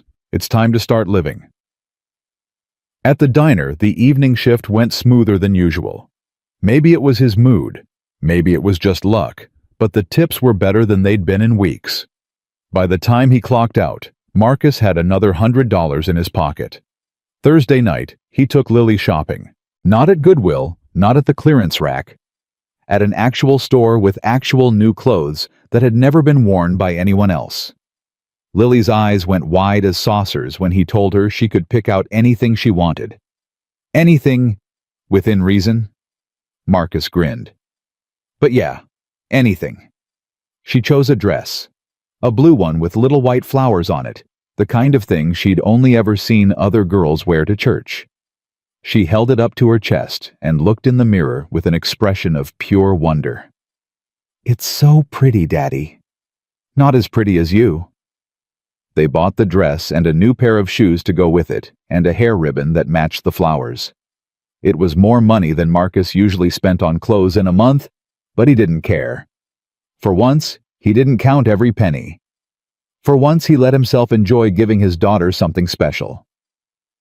Friday afternoon, Sophie texted him the address for dinner. Marcus looked it up on his phone and nearly dropped it. The house was in the hills, in a neighborhood he'd only ever driven through on the way to somewhere else. The kind of place where the driveways had gates and the lawns were always perfect. "That's where we're going?" Lily asked, peering over his shoulder. "Apparently." "Is it a castle?" Marcus laughed. "Close enough." Saturday morning, he woke up nervous. He hadn't been nervous like this since the custody hearing. His hands shook as he made breakfast. His stomach churned when he tried to eat. What was he supposed to say to these people?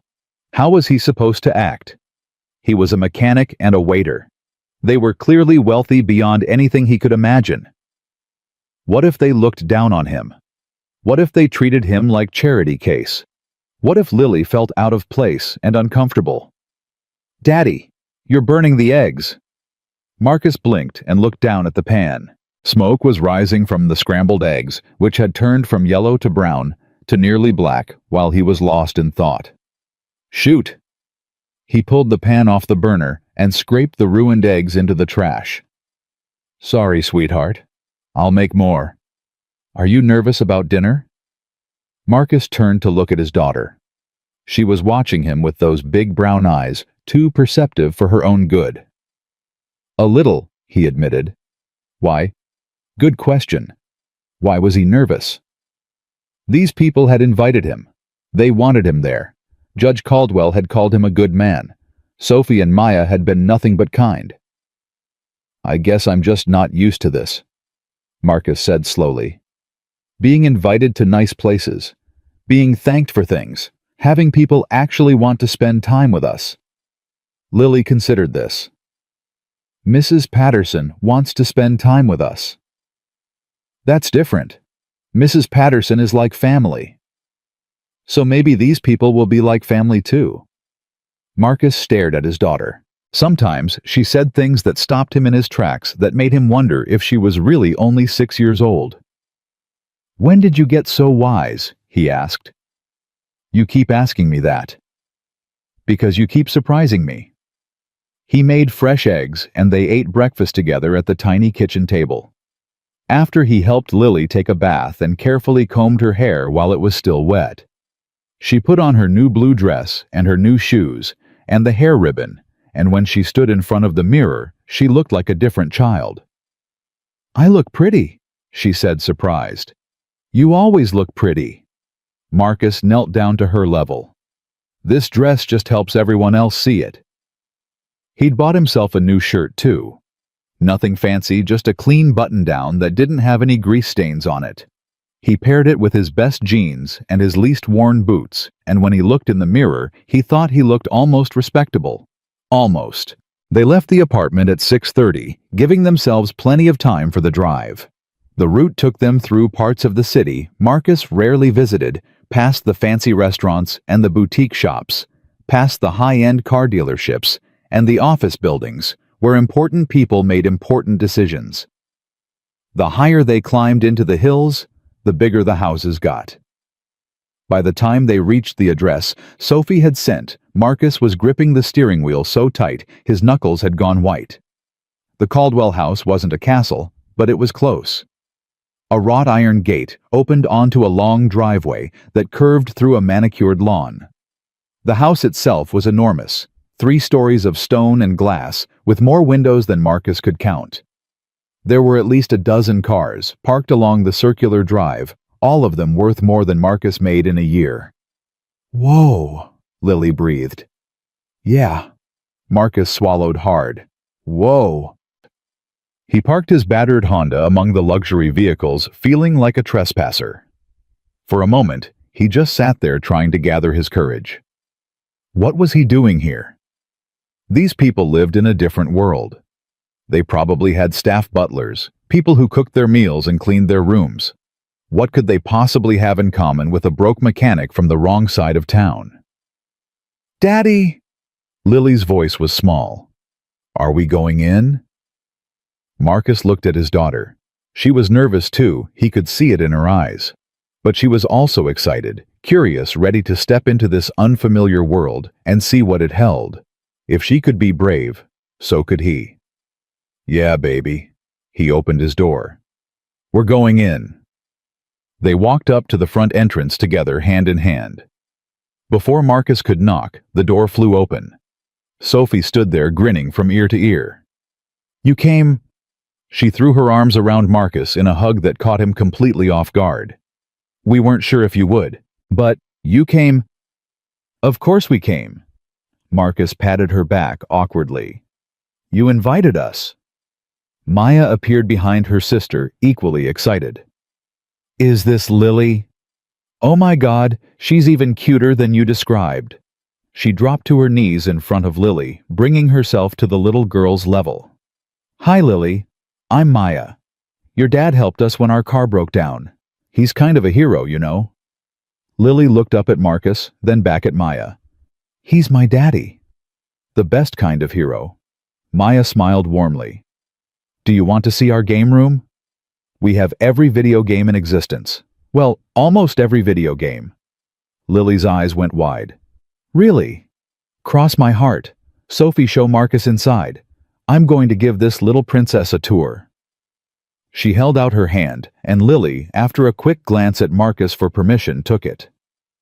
They disappeared into the house, Maya chattering excitedly about all the games they were going to play.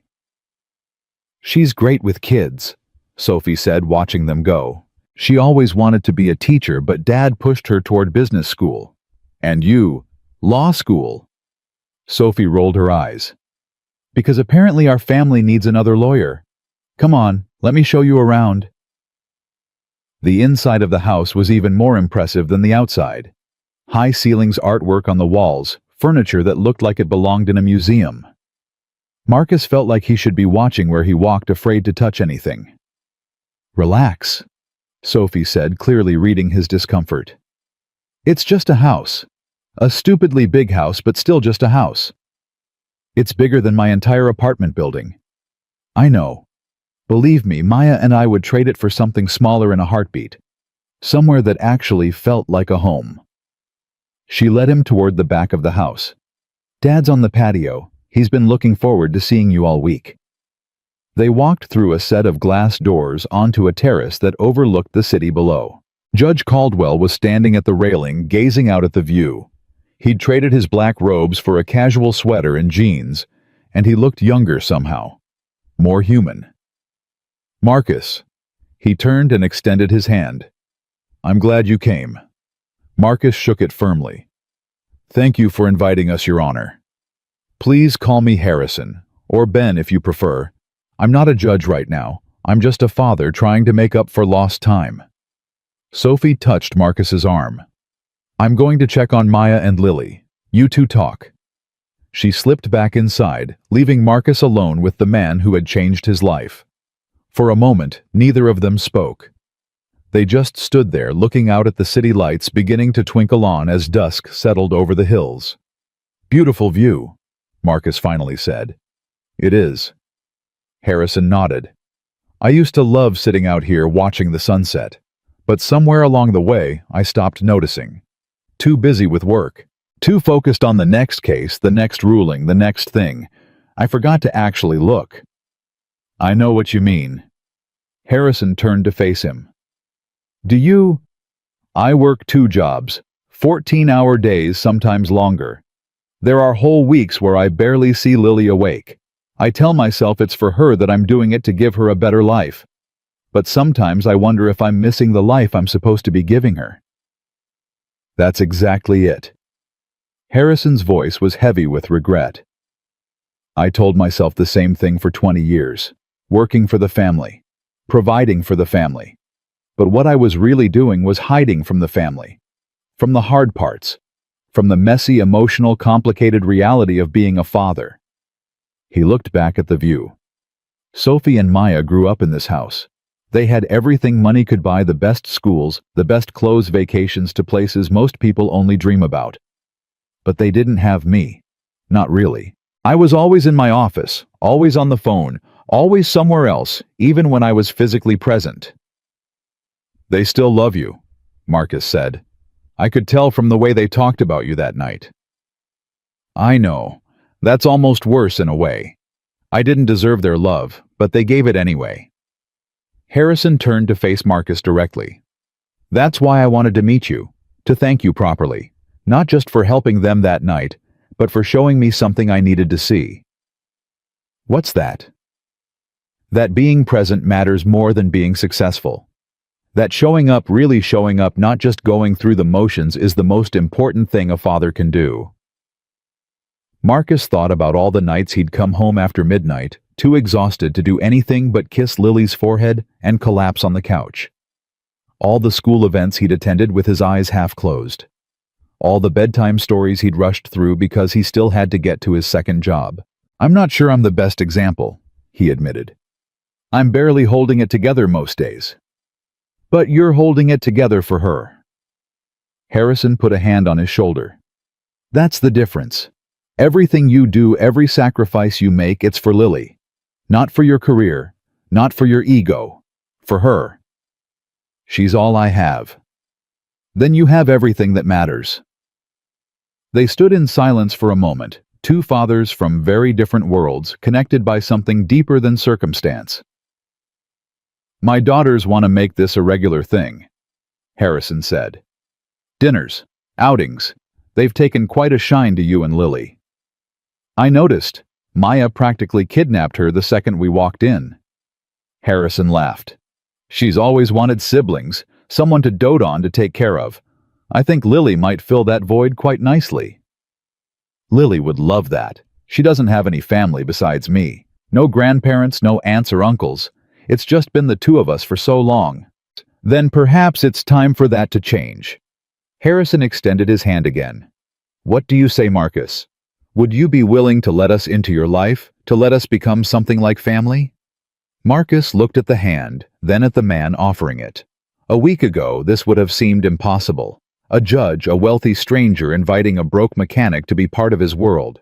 But after everything that had happened, the storm, the courtroom, the verdict, impossible, didn't seem so impossible anymore. I'd like that, Marcus said, shaking Harrison's hand. I'd like that very much. The glass door slid open, and Lily came running out onto the terrace. Daddy! Daddy! They have a swimming pool inside the house. Maya and Sophie followed close behind, both laughing. We told her she could come back and swim sometime, Sophie explained. Hope that's okay. Can I? Daddy, please? Marcus looked at his daughter, her face glowing with excitement, her new dress swirling around her knees as she bounced on her toes. Then he looked at Sophie and Maya, at Harrison, at this family that wanted to welcome them in. Yeah, baby, he said, feeling something warm spread through his chest. You can definitely come back and swim. Dinner was served in a dining room that could have held Marcus's entire apartment. But despite the grandeur, the atmosphere was casual, warm, even chaotic. Maya and Sophie bickered over who got the last role. Harrison told embarrassing stories about his daughter's childhoods. Lily, after some initial shyness, opened up and started chattering about her school, her friends, her favorite cartoon. By the time dessert arrived, chocolate cake that Lily declared the best she'd ever tasted, Marcus felt something he hadn't felt in years. He felt like he belonged. "Sophie made the cake," Maya announced. "She's been stress baking all week, worried you wouldn't come." "I was not worried." Sophie's cheeks flushed pink. "I was just prepared for multiple outcomes." "She made 3 different cakes, just in case." Maya. The sisters dissolved into laughter, and Marcus found himself laughing too. It felt strange, almost foreign, this easy joy, this comfortable camaraderie. He'd forgotten what it was like to be part of something bigger than just himself and Lily. After dinner, Maya taught Lily how to play a racing video game in the game room, while Sophie and Marcus sat on a balcony overlooking the pool. "She's amazing," Sophie said, watching Lily through the glass doors. "So bright, so happy. You've done an incredible job with her." "She makes it easy." "I doubt that's true." Sophie turned to face him. "Being a single parent can't be easy, especially with everything you've been through." Marcus shrugged. "You do what you have to do." "See, that's the thing." Sophie leaned forward. "Most people don't. Most people take the easy way out. They give up. They walk away. They prioritize themselves over their kids. Like your father did." The words came out before Marcus could stop them. He winced immediately. "I'm sorry. That was... No, it's okay." Sophie's voice was quiet, but not angry. "You're right. He did walk away in his own way. He was there physically, but not emotionally, not when it mattered. He's trying to change. I know, and I appreciate it. But there's a difference between trying to make up for lost time and never losing it in the first place." She looked at Marcus with something like admiration. "You never lost that time with Lily. Even when you were working yourself to death, even when you could barely keep your eyes open, you were there. You showed up. That matters." Marcus didn't know what to say. He wasn't used to being praised, wasn't used to people seeing value in the life he'd been struggling through. "Thank you," he finally managed. "For saying that, for seeing that. Thank you for stopping that night." Sophie's eyes glistened. "You saved us, Marcus. Not just from the storm. You saved our family. Because of you, my father is finally trying to be a real dad. Because of you, Maya and I might finally get the relationship with him we always wanted. I just gave you a ride to a hotel." "You did so much more than that." She reached over and squeezed his hand. "You showed us what a real father looks like. Someone who puts his child first no matter what. Someone who shows up even when it's hard. You gave us hope." Marcus looked through the glass doors at his daughter, who was laughing at something Maya had said, her face bright with joy. "She's the one who gave me hope," he said softly. "Every single day." They sat in comfortable silence, watching the stars appear one by one in the darkening sky. When it was finally time to leave, Lily was half asleep on Maya's shoulder, worn out from the excitement of the evening. Maya carried her to the car like she was something precious, settling her gently in the back seat. "Same time next week?" Sophie asked. Marcus looked at his daughter at the twins at Harrison standing in the doorway of his enormous house. "Same time next week," he agreed. He drove home through quiet streets, Lily dozing in the back, the lights of the city twinkling around them. The apartment would still be small when they got there. The couch would still be uncomfortable. The fridge would still be mostly empty. But none of that mattered anymore, because they weren't alone anymore. They had people who cared about them. People who saw their worth, who wanted to be part of their lives, who had opened their doors and their hearts to a broke mechanic and his 6-year-old daughter. Family. Not by blood, but by choice. And sometimes Marcus was learning that was the strongest kind of all. The weeks that followed felt like a dream Marcus was afraid to wake from. Every Saturday, he and Lily drove up to the Caldwell house for dinner. Every Saturday, the twins greeted them like family. Every Saturday, Harrison pulled Marcus aside for conversations that felt less like small talk and more like the kind of deep, meaningful discussions Marcus hadn't had since his own father passed away years ago. And slowly, almost imperceptibly, things began to change. It started with small gestures. Sophie showing up at Marcus's apartment one Tuesday evening with groceries she claimed she'd accidentally bought too much of. Maya taking Lily shopping for school supplies and refusing to let Marcus pay her back. Harrison mentioning casually over dinner that he knew someone at a better auto shop who was looking for an experienced mechanic. "The pay is almost double what you're making now," Harrison said, passing the mashed potatoes. "Benefits included. Regular hours. You'd actually get to see your daughter awake during the week." Marcus set down his fork. "Harrison, I appreciate it, but I can't just—" "You can't just what? Take a job that would improve your life. Give Lily a father who isn't exhausted all the time." Harrison's voice was gentle but firm. "Marcus, you've spent 3 years proving you're willing to sacrifice everything for your daughter. But sacrifice isn't supposed to be permanent. It's supposed to be a bridge to something better." "He's right, you know." Sophie reached over and touched Marcus's arm. "You deserve good things too, not just Lily. You." Marcus looked around the table at the faces watching him. Lily, who had stopped eating to listen with wide eyes. Maya, nodding encouragingly. Sophie, her hand still warm on his arm. Harrison waiting patiently for an answer. These people, these strangers who had become family in the span of a few weeks. They saw something in him that he'd stopped seeing in himself a long time ago. Worth. "Okay," he heard himself say. "I'll talk to them." The interview was the following Thursday. Marcus wore his courtroom suit, still the nicest thing he owned, and sat across from a man named Gerald Torres, who owned a high-end auto shop that specialized in luxury vehicles. The kind of cars Marcus had only ever worked on when wealthy clients brought them to Patterson's for basic maintenance. "Harrison speaks very highly of you," Gerald said, reviewing Marcus's work history. "Says you're the best mechanic he's ever met. He's never seen me work on a car." "No, but his daughter has." Gerald smiled. "Sophie told him about that night on the highway, how you diagnosed her Mercedes in the middle of a thunderstorm without any tools. That takes skill." Marcus shifted uncomfortably. It was just a bad battery connection. Anyone could have spotted it. "Anyone could have kept driving, you mean?" Gerald closed the folder. "Look, Marcus, I don't care about your resume. I care about character, and everything I've heard tells me you're the kind of man I want working in my shop." He slid a piece of paper across the desk. "That's the offer. Salary, benefits, the whole package. Take a few days to think about it." Marcus looked at the number on the paper and felt his heart stop. It was more money than he'd ever made in his life.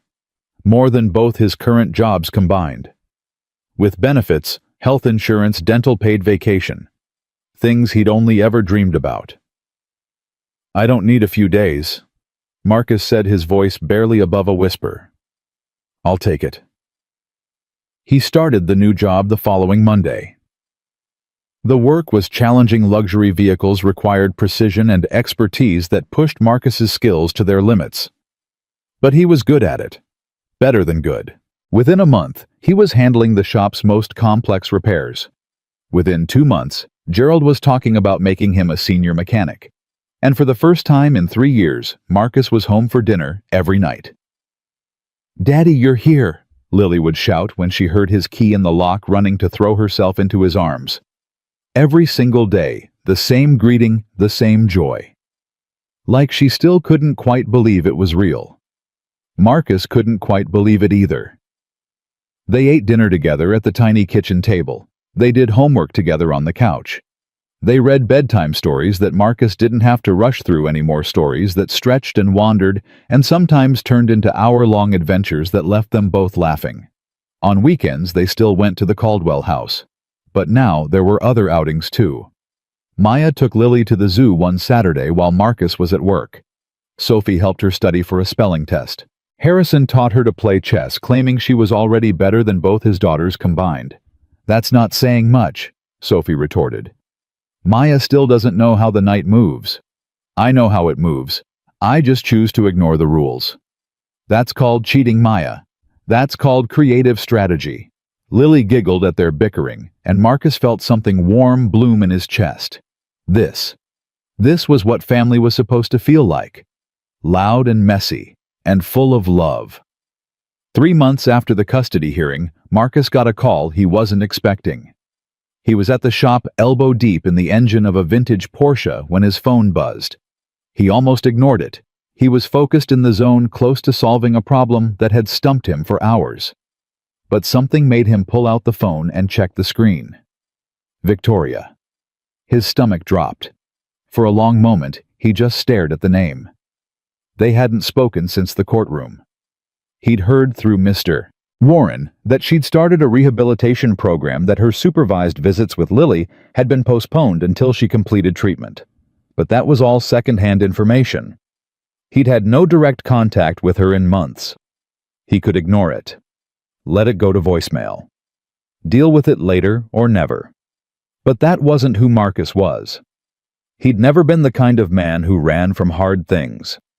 He wiped his hands on a rag and answered. Hello. Marcus. Victoria's voice was different than he remembered, smaller, tired. Thank you for picking up. What do you want, Victoria? I wanted to... She stopped, started again. I wanted to apologize. The words hung in the air, unexpected and strange. For what? For everything. Her voice cracked. For leaving. For the custody battle. For all the lies I told, all the pain I caused. For putting Lily through that. For putting you through that. Marcus leaned against the Porsche, his legs suddenly unsteady. Why now? Because I'm 60 days sober, and my therapist says I need to make amends to the people I've hurt. She laughed bitterly. But that's not the real reason. The real reason is that I've been thinking about Lily. About what I did to her. What I almost did to her. You tried to take her away from me. I know. You tried to take her away from the only parent who was actually there for her. I know. Victoria's voice was a whisper now. And I'm sorry. I'm so sorry, Marcus. I was selfish and angry, and I convinced myself that I deserved her back, that money could make up for all the time I'd lost. But it couldn't. Nothing could. Marcus closed his eyes. He'd imagined this conversation 100 times. In his imagination, he'd been angry, righteous. He'd told Victoria exactly what he thought of her, made her feel every ounce of the pain she'd caused. But now that it was actually happening, he didn't feel any of that. He just felt tired and sad, and underneath it all, something that might have been pity. What do you want from me, Victoria? I don't want anything. I just wanted you to know that I'm sorry, and that I'm going to do better.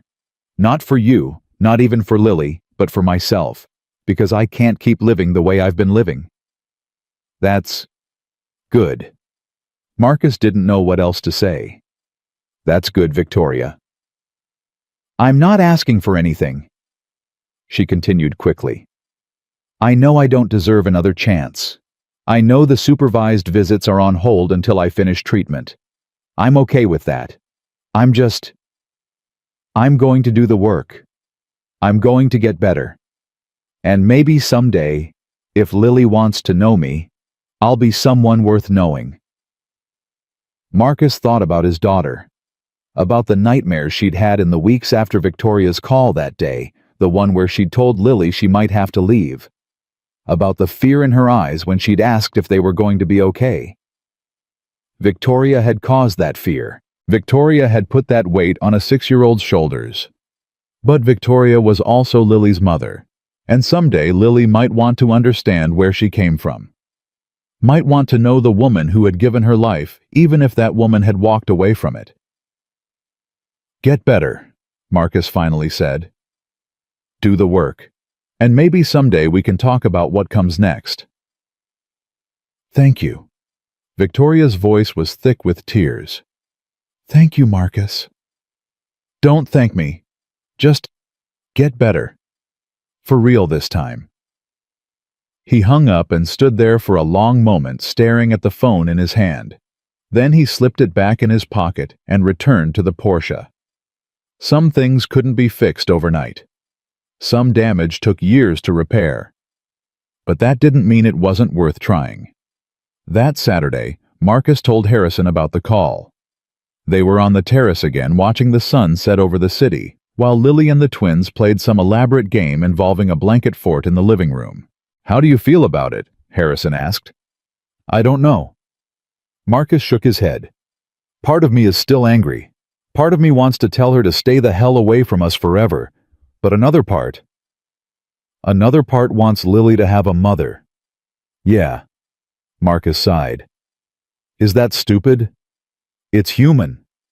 Harrison swirled the coffee in his mug. "I've spent 18 years on the family court bench, Marcus. I've seen every kind of custody battle you can imagine. Messy ones, bitter ones, ones that dragged on for years and destroyed everyone involved. And the ones that turned out best. They weren't the ones where one parent won and the other lost. They were the ones where both parents figured out how to put their child first. Even when they hated each other. Even when it was hard." Marcus looked at him. "You think I should give Victoria another chance?" "I think you should wait and see. Let her prove she's changed. Let Lily decide when she's old enough what kind of relationship she wants with her mother." Harrison met his eyes. "But don't close the door completely. For Lily's sake, if nothing else." Marcus nodded slowly. "That's pretty good advice. I've had a lot of practice." Harrison smiled. "Giving advice to other people is easy. Following it yourself is the hard part. Speaking from experience. More than I'd like to admit." Harrison's smile faded. "I spent 20 years putting my career ahead of my daughter's. 20 years of missed recitals and forgotten birthdays and broken promises. And now I'm trying to make up for it, trying to be the father I should have been all along. But I can't get that time back.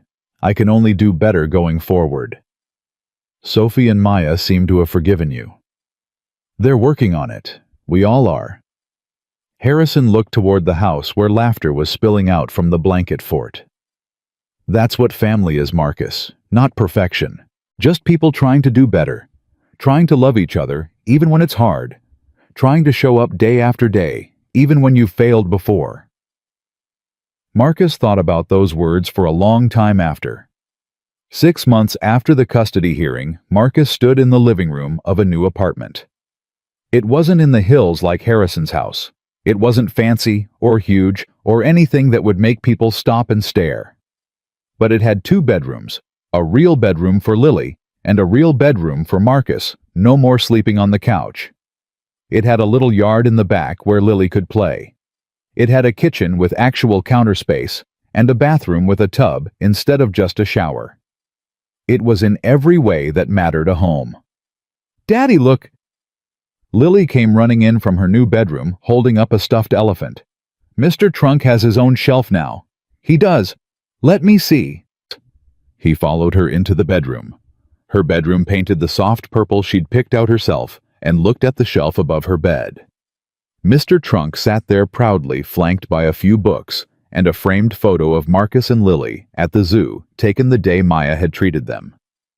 "Perfect spot," Marcus said. "Maya helped me decorate." Lily bounced on her new bed, an actual bed with a frame and headboard, not the second-hand mattress she'd been sleeping on for years. She said, "I have good taste." "You do have good taste." The doorbell rang. "That's them." Lily shot past Marcus like a bullet racing for the front door. "Sophie, Maya, come see my room." The twins entered, carrying housewarming gifts, a plant from Sophie, a ridiculously oversized teddy bear from Maya. Harrison followed with a bottle of wine and a card that Marcus would discover later contained a generous gift certificate to a furniture store. "The place looks great," Sophie said, looking around. "You've done amazing things with it." "It's not much." "It's yours," she smiled. "That's what makes it much." They had dinner that night in Marcus's new dining room, a real dining room, with a table that had enough chairs for everyone. Marcus cooked nothing fancy, just spaghetti and meatballs, but it was his food in his kitchen in his home. Lily insisted on saying grace. "Thank you for the food," she said, her eyes squeezed shut, her small hands clasped together. "Thank you for Daddy. Thank you for Sophie and Maya and Harrison. Thank you for our new house." She paused. "And thank you for the night Daddy helped Sophie and Maya when their car broke down. Because if he didn't do that, we wouldn't all be here together." She opened her eyes and smiled. "Amen." Marcus had to look away to hide the tears. After dinner, while the twins helped Lily hang pictures in her room, Harrison and Marcus sat on the small back porch watching the stars come out. "You've done well, Marcus."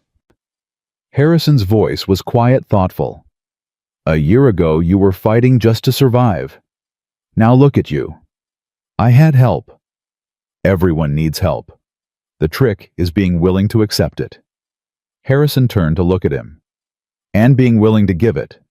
That's what you did for my daughters that night. You didn't know them. You didn't owe them anything. But you stopped anyway. Anyone would have done the same." "No." Harrison shook his head firmly. "They wouldn't. Sophie and Maya were stranded for over an hour before you came along. Dozens of cars passed them by. Dozens of people who could have stopped, who could have helped but didn't. You were different." Marcus didn't know what to say to that. "I've been thinking a lot about that night," Harrison continued. "About what it means. About why things happened the way they did." "What do you mean?" "I mean that I don't believe in coincidences. Not anymore." Harrison leaned back in his chair. "You helped my daughters, and 3 days later I was the judge in your custody case. What are the odds of that 1,000,000 to 1, 1,000,000,000? I've wondered that myself. And I keep coming back to the same conclusion." Harrison's eyes met Marcus's. "Some things happen for a reason. Not fate, not destiny, nothing so grand as that. But purpose. You helped Sophie and Maya because that's who you are. A man who helps, a man who does the right thing even when it costs him. And because you're that kind of man, everything else followed." Marcus thought about the storm. About the choice he'd made to stop when he could have kept driving. About how that single decision had rippled outward, touching lives he never could have imagined. "I almost didn't stop," he admitted. "I was exhausted. I had so many problems of my own. And there was this voice in my head telling me to keep driving, to mind my own business, to let someone else deal with it." "But you didn't listen." "No." "Why not?" Marcus was quiet for a long moment. "Because of Lily," he finally said. "I thought about her, about what it would mean if she was ever stranded somewhere scared and alone. I thought about what kind of man I wanted to be, what kind of father I wanted to be, and I knew that if I drove past those girls, I'd be teaching Lily that it's okay to look away when someone needs help." Harrison nodded slowly. "You taught her the opposite lesson instead." "I hope so." "You did." Harrison's voice was certain. "Believe me, Marcus. You did." They sat in silence as the stars grew brighter overhead. Inside, Lily's laughter echoed through the house, mixing with Sophie's and Maya's. The sound of family. The sound of home. 1 year later, Marcus stood in the same courthouse where he'd fought for custody of his daughter. But this time, he wasn't there to fight. He was there to watch. Sophie had passed the bar exam. She was being sworn in as a lawyer, and she'd asked Marcus to be there. "You're the reason I went into family law," she'd told him. "Watching what you went through, seeing how broken the system can be, I knew I wanted to help people like you. People who deserve a fair chance." The courtroom was packed. Maya sat in the front row, bouncing with excitement. Harrison was next to her, dressed in his judge's robes. He'd taken a break between cases to attend. Lily sat on Marcus's lap, wearing her nicest dress and asking questions in a loud whisper. "Is Sophie going to be a judge like Harrison?" "Maybe someday. Right now, she's becoming a lawyer." "What do lawyers do?" "They help people. They fight for people who can't fight for themselves." Lily considered this. Like you fight for me. Marcus's heart swelled. Yeah, baby, exactly like that. Sophie took her oath with her hand on a Bible and tears in her eyes. When it was done, when she'd officially become an attorney, she walked straight to Marcus and hugged him. Thank you, she whispered. For everything. I didn't do anything. You did more than you know. She pulled back, wiping her eyes. You showed me what courage looks like, what sacrifice looks like, what it means to never give up on the people you love. Marcus didn't have words. He just hugged her again. Later at the celebration dinner held at a fancy restaurant that Marcus still felt slightly out of place in, Harrison stood and raised his glass. To Sophie, he said, my brilliant, determined, compassionate daughter. You're going to change lives. I'm sure of it. Everyone drank. Sophie blushed. And to Marcus. Harrison continued, turning to face him. The man who changed our lives first, who reminded us what family means, who taught us that kindness isn't weakness, it's the strongest thing there is. Marcus felt every eye in the room on him, felt Lily squeeze his hand under the table. To Marcus, everyone echoed. He raised his glass, not trusting himself to speak. After dinner, as they walked to the parking lot, Lily tugged on Marcus's sleeve. Daddy. Yes, sweetheart. Are we happy now? Marcus stopped walking. He looked down at his daughter, 7 years old now, tall and bright and confident in a way she hadn't been a year ago. He looked back at the restaurant where Harrison and the twins were still laughing and talking. He thought about the home waiting for them, the job that fulfilled him, the family that had grown around them like vines around a trellis. Yeah, baby, he said, his voice thick. We're happy now. Good. Lily smiled up at him. I like being happy. Me too. They walked to the car hand in hand, father and daughter, their shadows stretching long in the evening light. Marcus thought about the storm that had started it all, about the choice he'd made to stop when he could have kept driving, about how one act of kindness had rippled outward, changing everything. He'd been so scared that night, so tired, so close to giving up. But he'd stopped anyway. And because he stopped, 2 strangers became family. A broken system delivered justice. A little girl got to stay with the father who loved her. And a man who'd been surviving for years finally learned how to live. Sometimes the smallest decisions carry the biggest weight. Sometimes helping a stranger helps you more than you could ever imagine. Sometimes the people you save become the people who save you. Marcus had learned these lessons the hard way through storms and courtrooms and sleepless nights, but he'd learned them, and he would never forget.